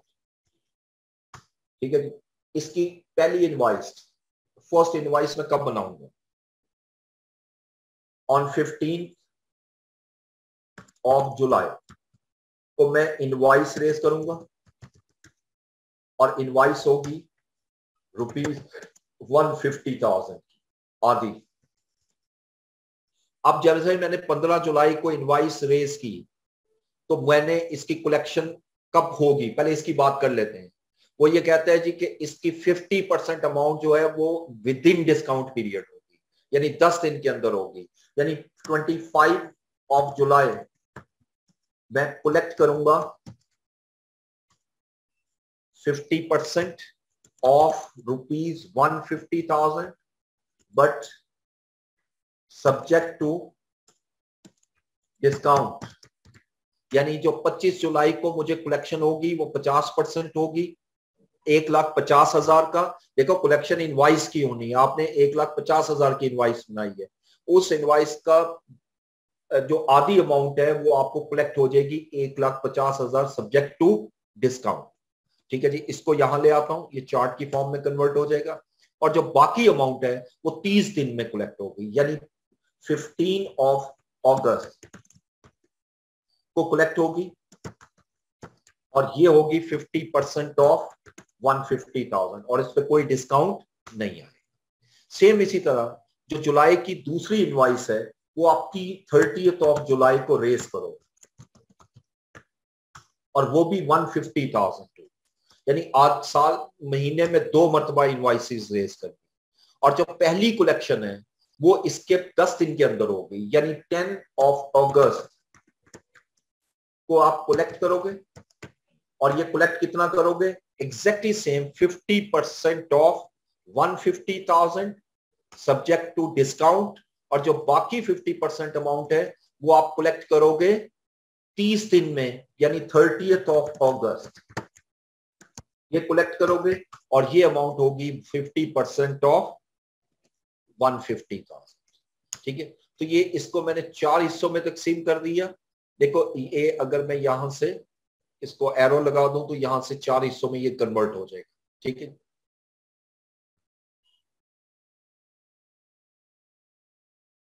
Normal production capacity means budgeted capacity. ठीक है, अब आपको थोड़ा सा बता देता हूं कि जब हम कैश बजट बनाते हैं तो ये मंथली बेसिस पर होता है। नॉर्मल कैपेसिटी एनुअल डिटरमिन की जाती है, और उसमें कुछ मंथ में प्रोडक्शन ज्यादा होती है, कुछ मंथ में कम होती है। जब आप उस बजट को मंथ वाइज कन्वर्ट करोगे तो नेचुरली वो अमाउंट किसी मंथ में कम आएगी, किसी में ज्यादा आएगी, लेकिन जो टोटल कॉस्ट है वो पूरे पीरियड की सेम रहेगी, इसलिए हम उसको नॉर्मल कैपेसिटी कहते हैं। is not doesn't mean that normal production level is equal to budgeted level in the same period.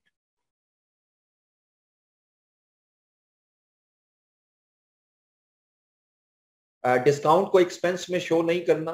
देखिए डिस्काउंट को हम एक्सपेंस में शो इसलिए नहीं करते क्योंकि वो नॉन कैश एक्सपेंस होता है, हम सीधा बस कैश में से माइनस कर देते हैं कि हमें ये रिसीव ही नहीं। इसका जो सिंपल लॉजिक है वही है।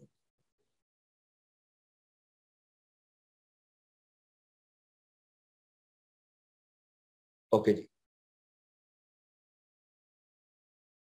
अच्छा, सेल ऑफ जनवरी में 8 इन 2 months, लेकिन 1 month में लिया। ये 2 month का मतलब ये है कि 2 महीने बाद मिलेगा, 2 महीने नहीं मिलेगा, ठीक है। ये 2 month बाद मिलेगा 8%, तो वो मैंने 8% लिया हुआ।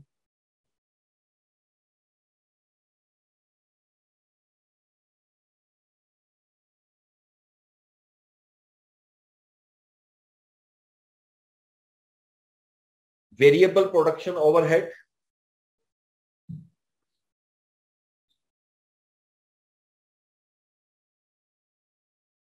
पच्चीस से 30, ये आपका क्वेश्चन क्लियर नहीं है मुझे। वेरिएबल ओवरहेड्स जो है वो उसकी कैलकुलेशन सिंपल है, जितने यूनिट आपने बनाने हैं उसको पर यूनिट कॉस्ट से मल्टीप्लाई कर दोगे तो वो ऑटोमेटिकली कैलकुलेट हो जाएगी, ठीक है। अच्छा, अब मैं थोड़ा सा आपको ब्रीफली बताता हूँ कि आगे हम जब चलेंगे तो ये कुछ क्वेश्चंस के सॉल्यूशन मैंने दिए हैं जो कि इजी हैं, ये मैं सॉल्व नहीं करूंगा।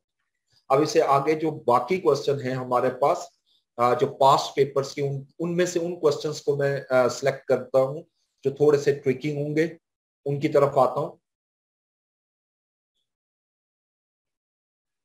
और ज्यादा जो आपको ज्यादा प्रैक्टिस करनी है वो ऑब्वियसली हमें कैश बजट की करनी है, तो मैं कैश बजट की ही तरफ आता हूँ। तो ये जो क्वेश्चन नंबर 1 है मैनो के नाम से, ये आपका पास पेपर में आया हुआ है विंटर 2016 में। क्वेश्चन नंबर 6 है, 15 मार्क्स का क्वेश्चन है, और इसमें भी रिक्वायरमेंट ये है कि cash budget for each of the 4 months August, September, October and November, work to nearest rupees.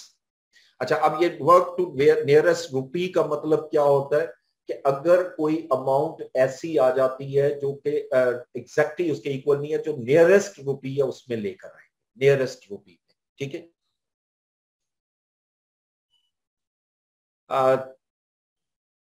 Selling expenses कैसे कैलकुलेट किए हैं और फिक्स्ड कैसे किए, ओके।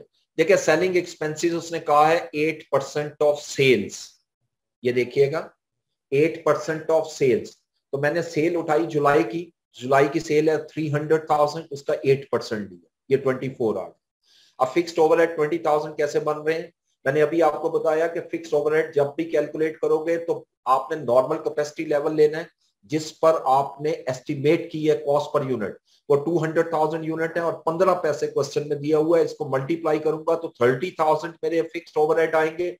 उस 30,000 में 10,000 डेप्रिसिएशन है, तो 30,000 में से 10,000 जब लेस करूंगा तो ऑटोमेटिकली मेरे पास 20,000 बन जाएंगे, वो फिक्स प्रोडक्शन ओवरहेड्स होंगे, ठीक है।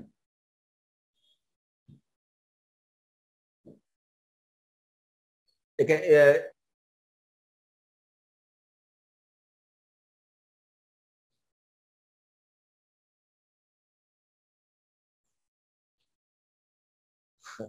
देखिए आप अगेन कंफ्यूज हो रहे हो कि मैंने ये कहा कि जुलाई की एक रिसीट जुलाई में आएगी और 3 अगस्त में आएगी, तो 4 ही उसकी रिसीट है, पूरी होगी, तो 5 डेज का तो सवाल ही नहीं पैदा होता। आप डेज में क्यों कैलकुलेट कर रहे हो, आप मंथ्स में कैलकुलेट करोगे। आपकी जो जितनी भी सेल है वो सारी कलेक्ट हो चुकी है। अगर सेलिंग एक्सपेंस के लिए हमने अगस्त के यूनिट क्यों नहीं लिए, इसलिए नहीं लिए क्योंकि हमने अगस्त का जो एक्सपेंस है वो सितंबर में पे कर, मैं कैश बजट बना रहा हूँ अगस्त का, और तो यकीनी बात है जुलाई का एक्सपेंस निकालूंगा और जुलाई का एक्सपेंस हम अगस्त में पे करेंगे, इसलिए हमने इसको जुलाई का लिया,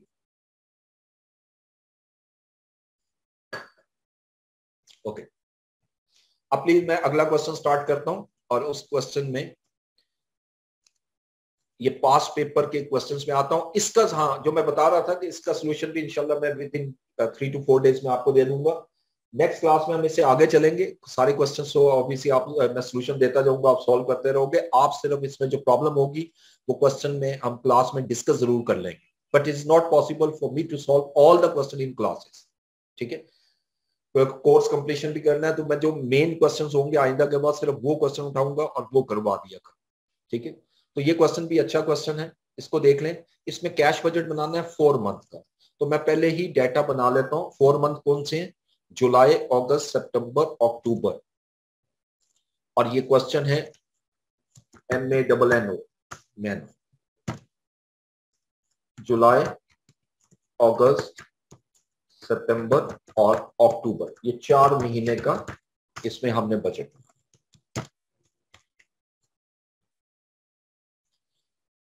ओके जी, अब आइएगा यहां पर, पहले क्वेश्चन को गौर से पढ़िएगा। Mano began trading as a car cleaner in June. In September, Mano will take delivery of new equipment costing 2,400, which will be paid for half in the month of delivery and half in the following month. Please, जब भी आप question पढ़ रहे हो examination में, तो ये important area को हाईलाइट जरूर करें कि आपने एक, असल में ये नया बिजनेस है, उसने कहा कि न्यू इक्विपमेंट खरीदा 2,400 का, मुझे खरीदने से कंसर्न नहीं है, कैश बजट में कंसर्न इससे है कि ये पेमेंट कब होगी। वो लिख रहा है कि हाफ उसी मंथ में होगी जिस मंथ में डिलीवरी कर रहे हैं, यानी इन द मंथ ऑफ सितंबर, और हाफ आप पे करोगे इन द फॉलोइंग मंथ। तो इस वर्डिंग से क्लियर हो गया कि ये 2,400 की जो अमाउंट है, इसमें 1,200 आप पे करोगे in the month of in the month of September, और 1,200 पे करोगे in the month of October, right. Equipment is expected to last for 2 years. It's okay, इससे मुझे कोई कंसर्न नहीं कैश बजट से। Mano charges on average ₹20 to clean the cars and has decided to clean a maximum of 100 cars per month.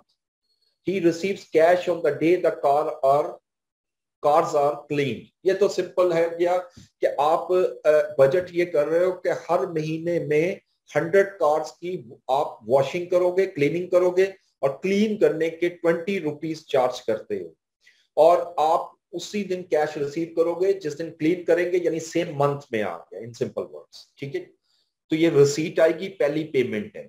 Next, it is now July and Mano has 50 cars in his approach, but he is gaining a reputation for reliability and quality of service, and he expects that this number to go up by 30% each month until his maximum is reached. Every car cleaned once a month. अब देखें, वो ये कह रहा है कि इस वक्त मैनो के पास जुलाई के महीने में 50 कारें, it is now July and Mano had 50 cars in his approach, यानी उसके पास 50 गाड़ियां पहुंच चुकी हैं, अप्रोच में है, यानी जो जिसका समझ लें कॉन्ट्रैक्ट हुआ हो।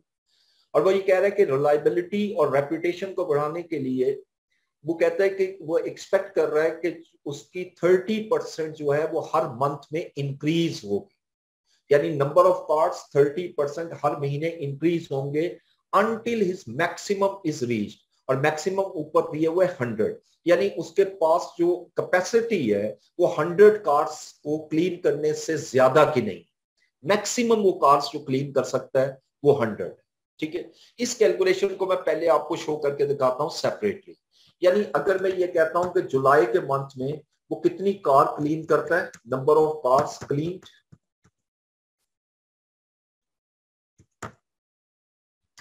तो उसने कहा है 50 कार्स। अगस्त के अंदर वो ये कह रहा है जी कि आपकी, अब वो कहता है हर महीने में 30% इंक्रीज, यानी यहां पर 50 कर रहे हो तो 30% इंक्रीज कर दो, 1.3 से मल्टीप्लाई कर दो, इसका मतलब अगस्त के महीने में आप 65 कार्स जो है वो वॉश करोगे, क्लीन करोगे। सितंबर के मंथ में अगर देखें तो फर्दर 30% इंक्रीज होगा, जो कि बनेगा 85, और अक्टूबर के मंथ में अगर मैं 30% इस अमाउंट का इंक्रीज करता हूं तो ये 111 बनता है। अब यहां जरा आप लॉजिकल समझिएगा, वो ये लिखता है कि आपकी जो 30% इंक्रीज हर महीने होगी until his maximum is reach, यानी मैक्सिमम से एक्सीड नहीं कर सकता, तो यहां पर आप 111 नहीं लोगे, 100 लोगे। तो ये 4 जो आप कार्स है वो क्लीन करोगे जुलाई में, अगस्त में, सितंबर में और अक्टूबर, ठीक है जी। इससे आगे आइएगा, मैनो has obtained 1 monthly contract for cleaning the cars of a local doctor surgery and will start in August. Mano will receive them ₹50 each time he cleans their cars. अब ये कह रहा है कि उसने एक मंथली कॉन्ट्रैक्ट भी पकड़ा है कार को क्लीन करने के लिए, एक लोकल डॉक्टर का, विच ही विल स्टार्ट इन अगस्त, और उसको आप 50 रुपए इनवॉइस करोगे हर मरतबा जब उसकी गाड़ी को क्लीन करोगे, ठीक है। The local car association wants to use Manus services starting when he has his new equipment. This will be a monthly contract for 75 per month. अच्छा, अब वो ये कहते हैं जी कि लोकल कार एसोसिएशन ये चाहती है कि मैनोज की जो सर्विसेज दे रहे हैं, मैनोज सर्विसेज के लिए एक इक्विपमेंट चाहिए, न्यू इक्विपमेंट चाहिए जो उसको month, this will also be a monthly contract for 75 per month, जो उसको 75 पर मंथ में उसको हायर करना पड़ेगा। Both clients will pay mannose the month after he has clean the cars, और दोनों क्लाइंट जो है वो मैनो को पे करेंगे after he has clean the car. अच्छा, अब ये जरा पॉइंट यहां से एक दफा फिर क्लियर करता हूं, ये दो अलग कॉन्ट्रैक्ट। एक कॉन्ट्रैक्ट तो ये है कि मैनो के एक डॉक्टर की कार को उसने पॉलिश करना है या क्लीन करना है, जिसमें 50 रुपीज वो चार्ज करेगा पर मंथ, ठीक है, यानी जितने दफा कोई क्लीन करेगा। अब नंबर ऑफ टाइम नहीं बताया तो 1 मंथली कॉन्ट्रैक्ट लिखा हुआ तो एक लेंगे। और लोकल कार एसोसिएशन जो है वो ये कह रहे हैं जी कि आप वो भी मैनो की सर्विसेज चाहता है और which he has his new equipment, और उसके लिए उसका 75 पर मंथ कॉन्ट्रैक्ट हुआ, ठीक है। ये सारे रेवेन्यू है, और लिखता है बोथ क्लाइंट विल पे mannose the month after he has clean the cars. अब यहां पर याद रखेगा जो पहली क्लीनिंग हमने डिस्कशन की है वो उसी मंथ में कैश मिलेगा, और इन दो की जो कलेक्शन है वो अगले महीने, ठीक है। Mano has not taken a salary so far, but intends to draw 1,000 each month starting in August.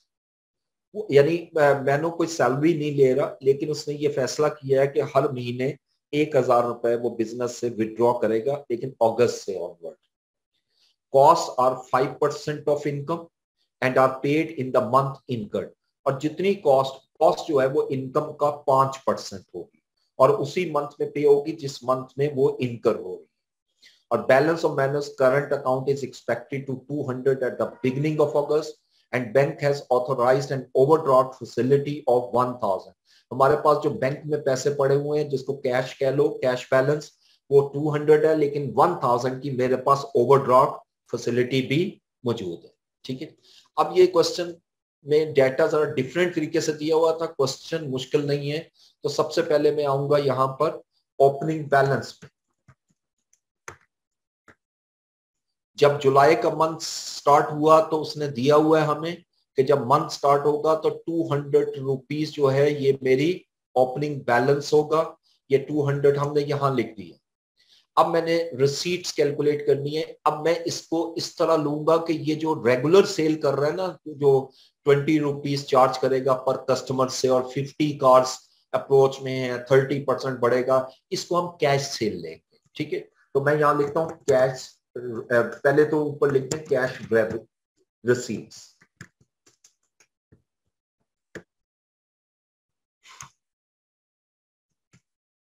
अब इसमें लिखता हूं जी कैश सेल्स,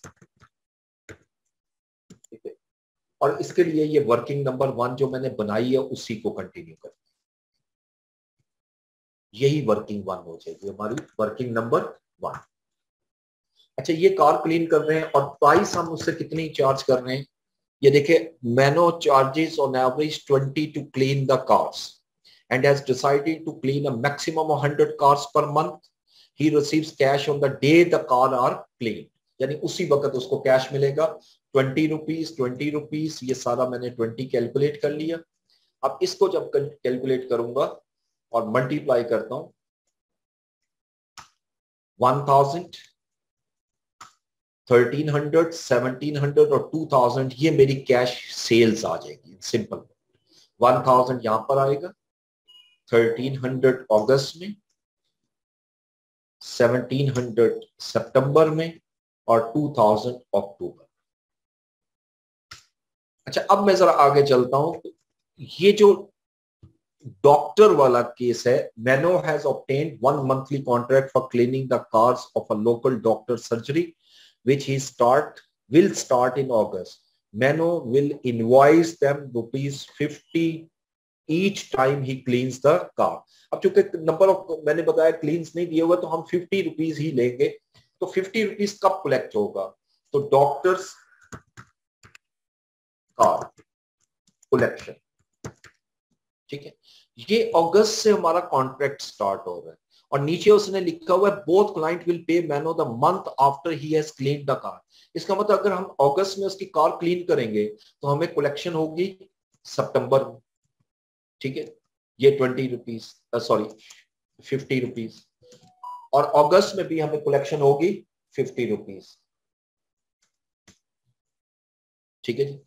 इसी तरह तीसरा आता है जी के local car association wants to use manual services starting when he has its new equipment, यानी जिस वक्त उसने न्यू इक्विपमेंट लिया उसी वक्त से उसने स्टार्ट किया, उसके लिए मंथली कॉन्ट्रैक्ट 75 पर मंथ है और इसकी भी पेमेंट अगले महीने से होनी है। तो ये एसोसिएशन यानी लोकल कार कलेक्शन इस तरह लिख देते हैं वर्ड, और ये जुलाई में जो सर्विस दोगे उसकी कलेक्शन अगस्त में होगी, अगस्त की जो होगी वो कलेक्शन सितंबर में होगी और अक्टूबर में 75, ठीक है।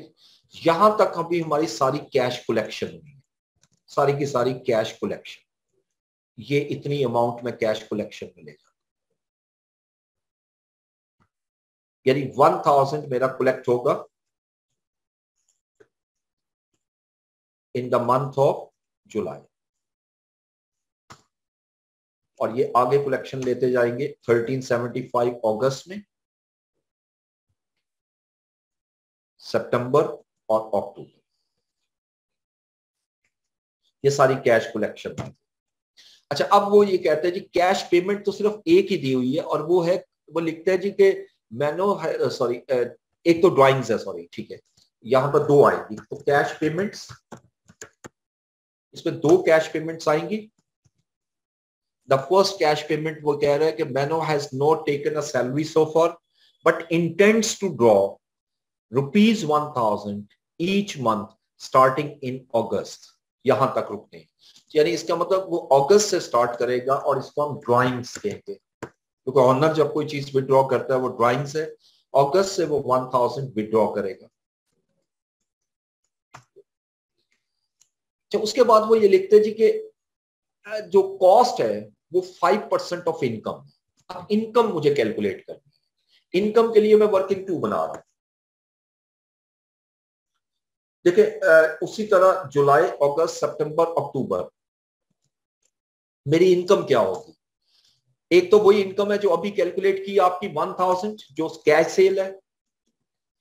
अब ये जो 50 की इनकम है जो सितंबर में कलेक्ट हो रही, असल में ये अगस्त की इनकम, इसको अगस्त में लाए, अगस्त, सितंबर और अक्टूबर, और जो कार कलेक्शन की जो आपकी इनकम है वो जुलाई से स्टार्ट हो रही है, जुलाई, अगस्त, सितंबर और अक्टूबर, इन तीनों अमाउंट को हमने लिया, ये मेरी टोटल इनकम आ गई, this is known as income. और अब इसकी कॉस्ट क्या होगी? वो कहते हैं जी कि जो कॉस्ट है वो 5% ऑफ इनकम है, 5% ऑफ इनकम, यानी इनकम का 5% अगर लेता हूं तो 54 है, ठीक है। और इसका आगे मैं कैलकुलेट करूं तो ये मेरा 71, 91 और 106 आएगी, ये मेरी कॉस्ट आ जाएगी। और वो लिख रहा है क्वेश्चन के अंदर कि cost are paid in the month incurred, जिस महीने में इनकर हुई है उसी मंथ में पे करोगे, तो 54 आप पे करोगे जुलाई में, 71 अगस्त में, 91 सितंबर में और 106 अक्टूबर। इसके अलावा डेटा लें और कोई चीज फर्दर हमारे पास नहीं है, ठीक है। Excuse me sir. जी जी सर, सबसे पहले आपने कहा था कि सितंबर में न्यू जो है ना वो हमने परचेज किया है 2400 रुपए में, तो वो क्वेश्चन में यही कह रहा है कि न्यू इक्विपमेंट हमारा सितंबर में परचेज है, तो वो हमारा काम स्टार्ट होगा लोकल कार एसोसिएशन के साथ सितंबर में। फिर ठीक है, डन हो गया, वो मैं ठीक कर लेता हूँ क्योंकि मैंने वो लिया भी नहीं है, सॉरी, वो 75 ऐड हो रहा है ना सर इनकम में। नहीं, इक्विपमेंट यहाँ पे वो मैं करता हूँ, ठीक। इक्विपमेंट देखे ना आपका 2400 का, ये तो मैंने लिया ही नहीं अभी पेमेंट्स में, इसकी आधी पेमेंट आप करोगे सितंबर इसमें। सर ये इनकम तो कैलकुलेट कर रहे हैं ना उसमें से, आप लोकल कार एसोसिएशन के साथ मरा हुआ है। आप 1 मिनट ठहर जाइए, अभी ठीक होता है। आपको एक चीज अभी रह गई थी, उसकी बात मैं उसको करता हूँ, ठीक है। पहले इस पॉइंट को देने, ये तो मैंने लिया ही नहीं अभी। जी ठीक। In September, Mano will take delivery of new equipment 2400, which will be paid for half in the month of delivery, half in the following month. Okay, इसका मतलब है कि इसकी जो पेमेंट कर रहे हो इक्विपमेंट की, वो आप करोगे अगस्त में, सितंबर में और अक्टूबर में, ठीक है जी। क्योंकि सितंबर में आपने लिया है तो 1200 सितंबर में और 1200 अक्टूबर में। अब इसको मैं यहां ठीक करता हूं, ये जो अमाउंट आ रही है, ये आपकी जो पेमेंट है 50, सॉरी दिस वन, ये हमारी स्टार्ट होगी सितंबर से, तो इसकी जो पेमेंट आएगी वो अक्टूबर में आएगी, ठीक है। क्योंकि जो लोकल कार मैन्युफैक्चरिंग है उसमें जो वर्ड है वो ये है कि starting when is new equipment, यानी जिस मंथ में न्यू इक्विपमेंट आएगा उस मंथ से कॉन्ट्रैक्ट होगा। तो सितंबर से कॉन्ट्रैक्ट शुरू होगा, लेकिन पेमेंट हमें आएगी अक्टूबर में। तो लिहाजा यहां से भी मैं इसको चेंज करूंगा, ये सितंबर से कॉन्ट्रैक्ट कर रहा हूं, ये अमाउंट अब चेंज हो जाएंगी 50, 68, 91 और 106। ये मेरी सारी पेमेंट्स आ गई।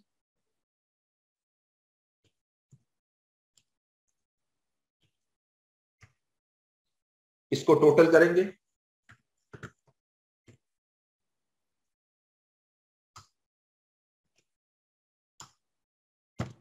ये।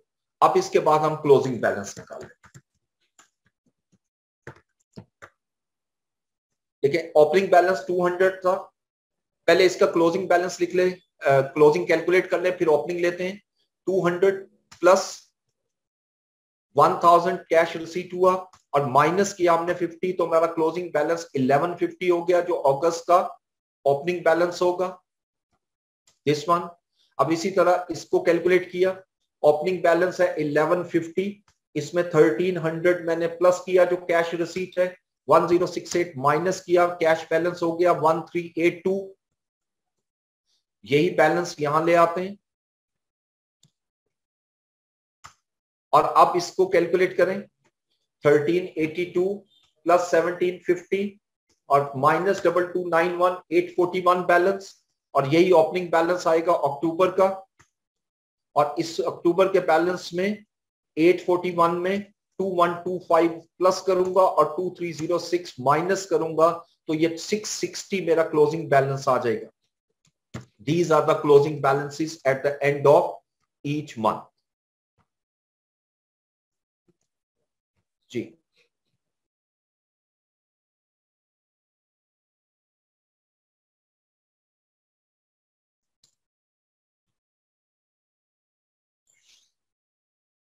ओके।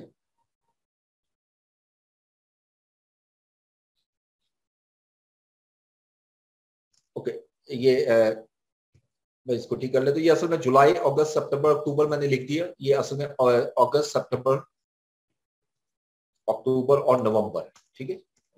कैलकुलेशन में फर्क ही आएगा, मंथ सिर्फ चेंज।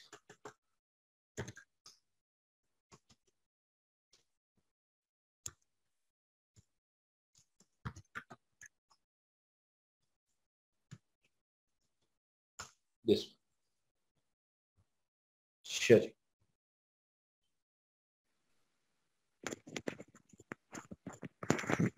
Excuse me sir.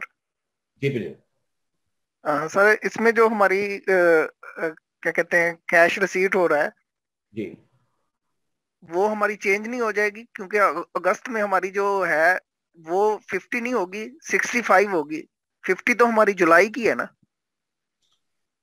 50 हमारी जुलाई की, हम अगस्त टू ऑनवर्ड बना रहे हैं, तो वो जी हमारा ठीक है चेंज सर। हो वो जाएगा। असल में वो पहले मैंने सॉरी मंथ जून लिया था, वो जुलाई लिया था, उस वजह से मसला।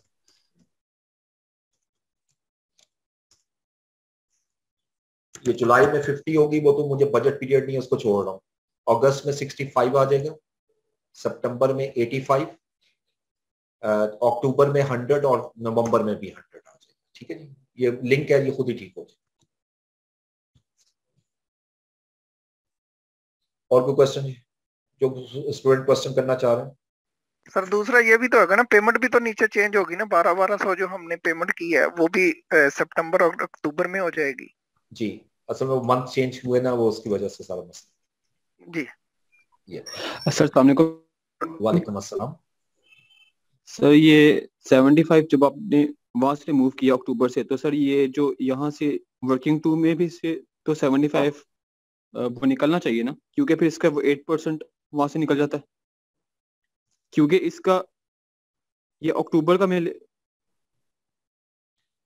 आपकी आवाज कट रही है, मुझे कुछ क्लियर नहीं। सर वो कह रहे हैं कि जो वर्किंग टू है वो भी तो आपको चेंज करनी पड़ेगी ना, वो भी आपने वही जुलाई अगस्त वाली ली हुई है, उसको भी तो अगस्त सितंबर अक्टूबर एंड नवंबर करना पड़ेगा ना। 1300 तो ये हमारी जुलाई की थी ना। नहीं, ये अगस्त की है,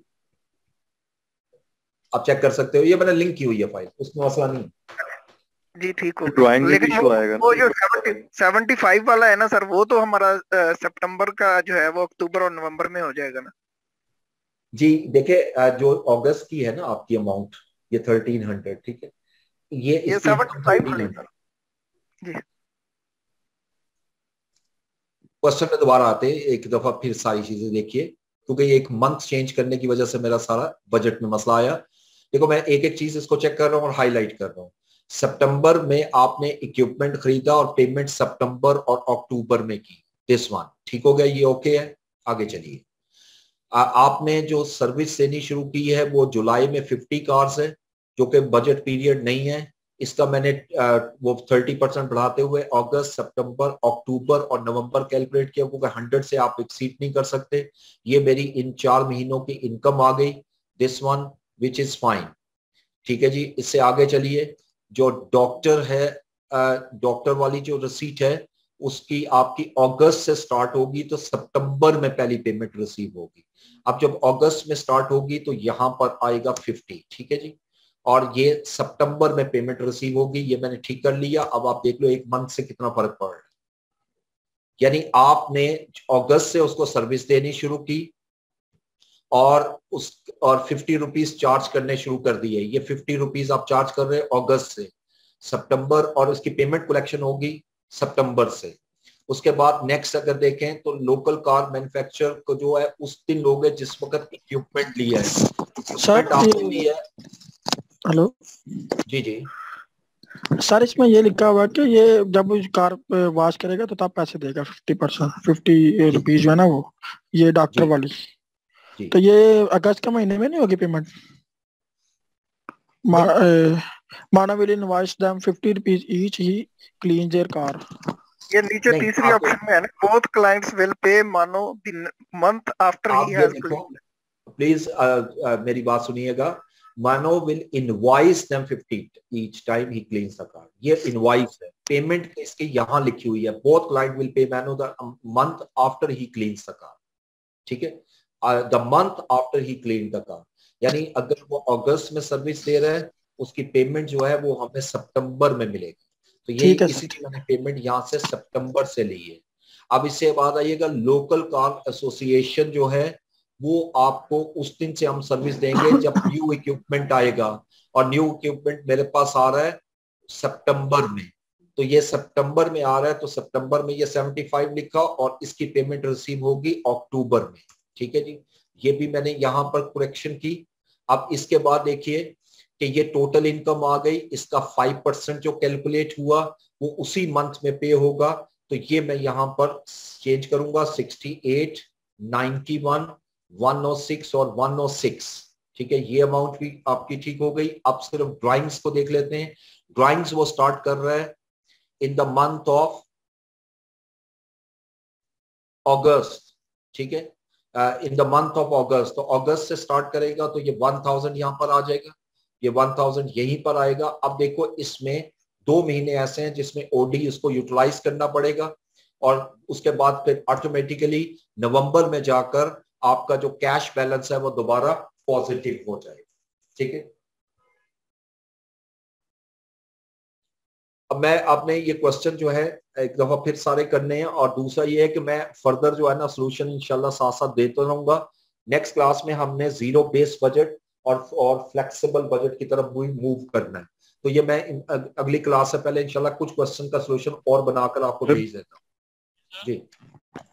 सर पीएनएल नहीं करवाएंगे, बजटेड पीएनएल मुश्किल है।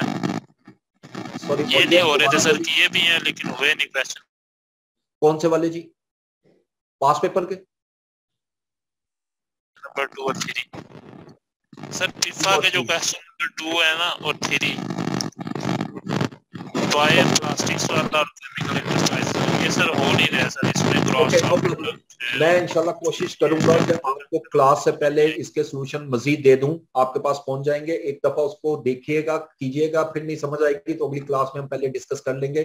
अगली क्लास में स्टार्ट ही करूंगा डिस्कशन से, ठीक है? क्योंकि आज टाइम इस पर ज्यादा लग गया, तो क्योंकि 2 मिनट रह गए मेरे पास, तो अगली क्लास में जब इंशाल्लाह हम आएंगे तो पहले डिस्कशन करेंगे। जो आपने क्वेश्चन किए होंगे, आपकी जो क्वेरीज होंगी, जो क्वेश्चंस होंगे, वो इंशाल्लाह हम उसको पहले डिस्कस करेंगे, उसके बाद आगे बढ़ेंगे। ठीक है जी? ठीक है, बाकी इंशाल्लाह कल परसों मुलाकात होती है जी। अपना ख्याल रखिएगा। अल्लाह हाफिज। सर एक रिक्वेस्ट और थी। जी जी बोलिए बोलिए बोलिए। सर अगर ऑनलाइन क्लास हमारी जुम्मे की और हफ्ते की हो जाए, सुना है आपके पास टाइम नहीं है जुमेरात के अलावा, क्योंकि कुछ लोग आउटसाइडर हैं, हमें जो है ना वो आउट ऑफ स्टेशन भी कार पब्लिक सेक्टर से हैं। Recording stopped. अच्छा अच्छा, ऐसा है कि मेरे पास वो थोड़ा सा इशू था, लेकिन कल मेरी लास्ट क्लास है ना वहां पर ICMM में होती है, तो नेक्स्ट में हो सकता है, लेकिन ये मैनेजमेंट से आप बात कर लें, वो मुझसे डिस्कस कर लेंगे इंशाल्लाह। जो पॉसिबल होगा आप लोगों के लिए कर दूंगा। जी thank you so much sir, thank you so much. Thank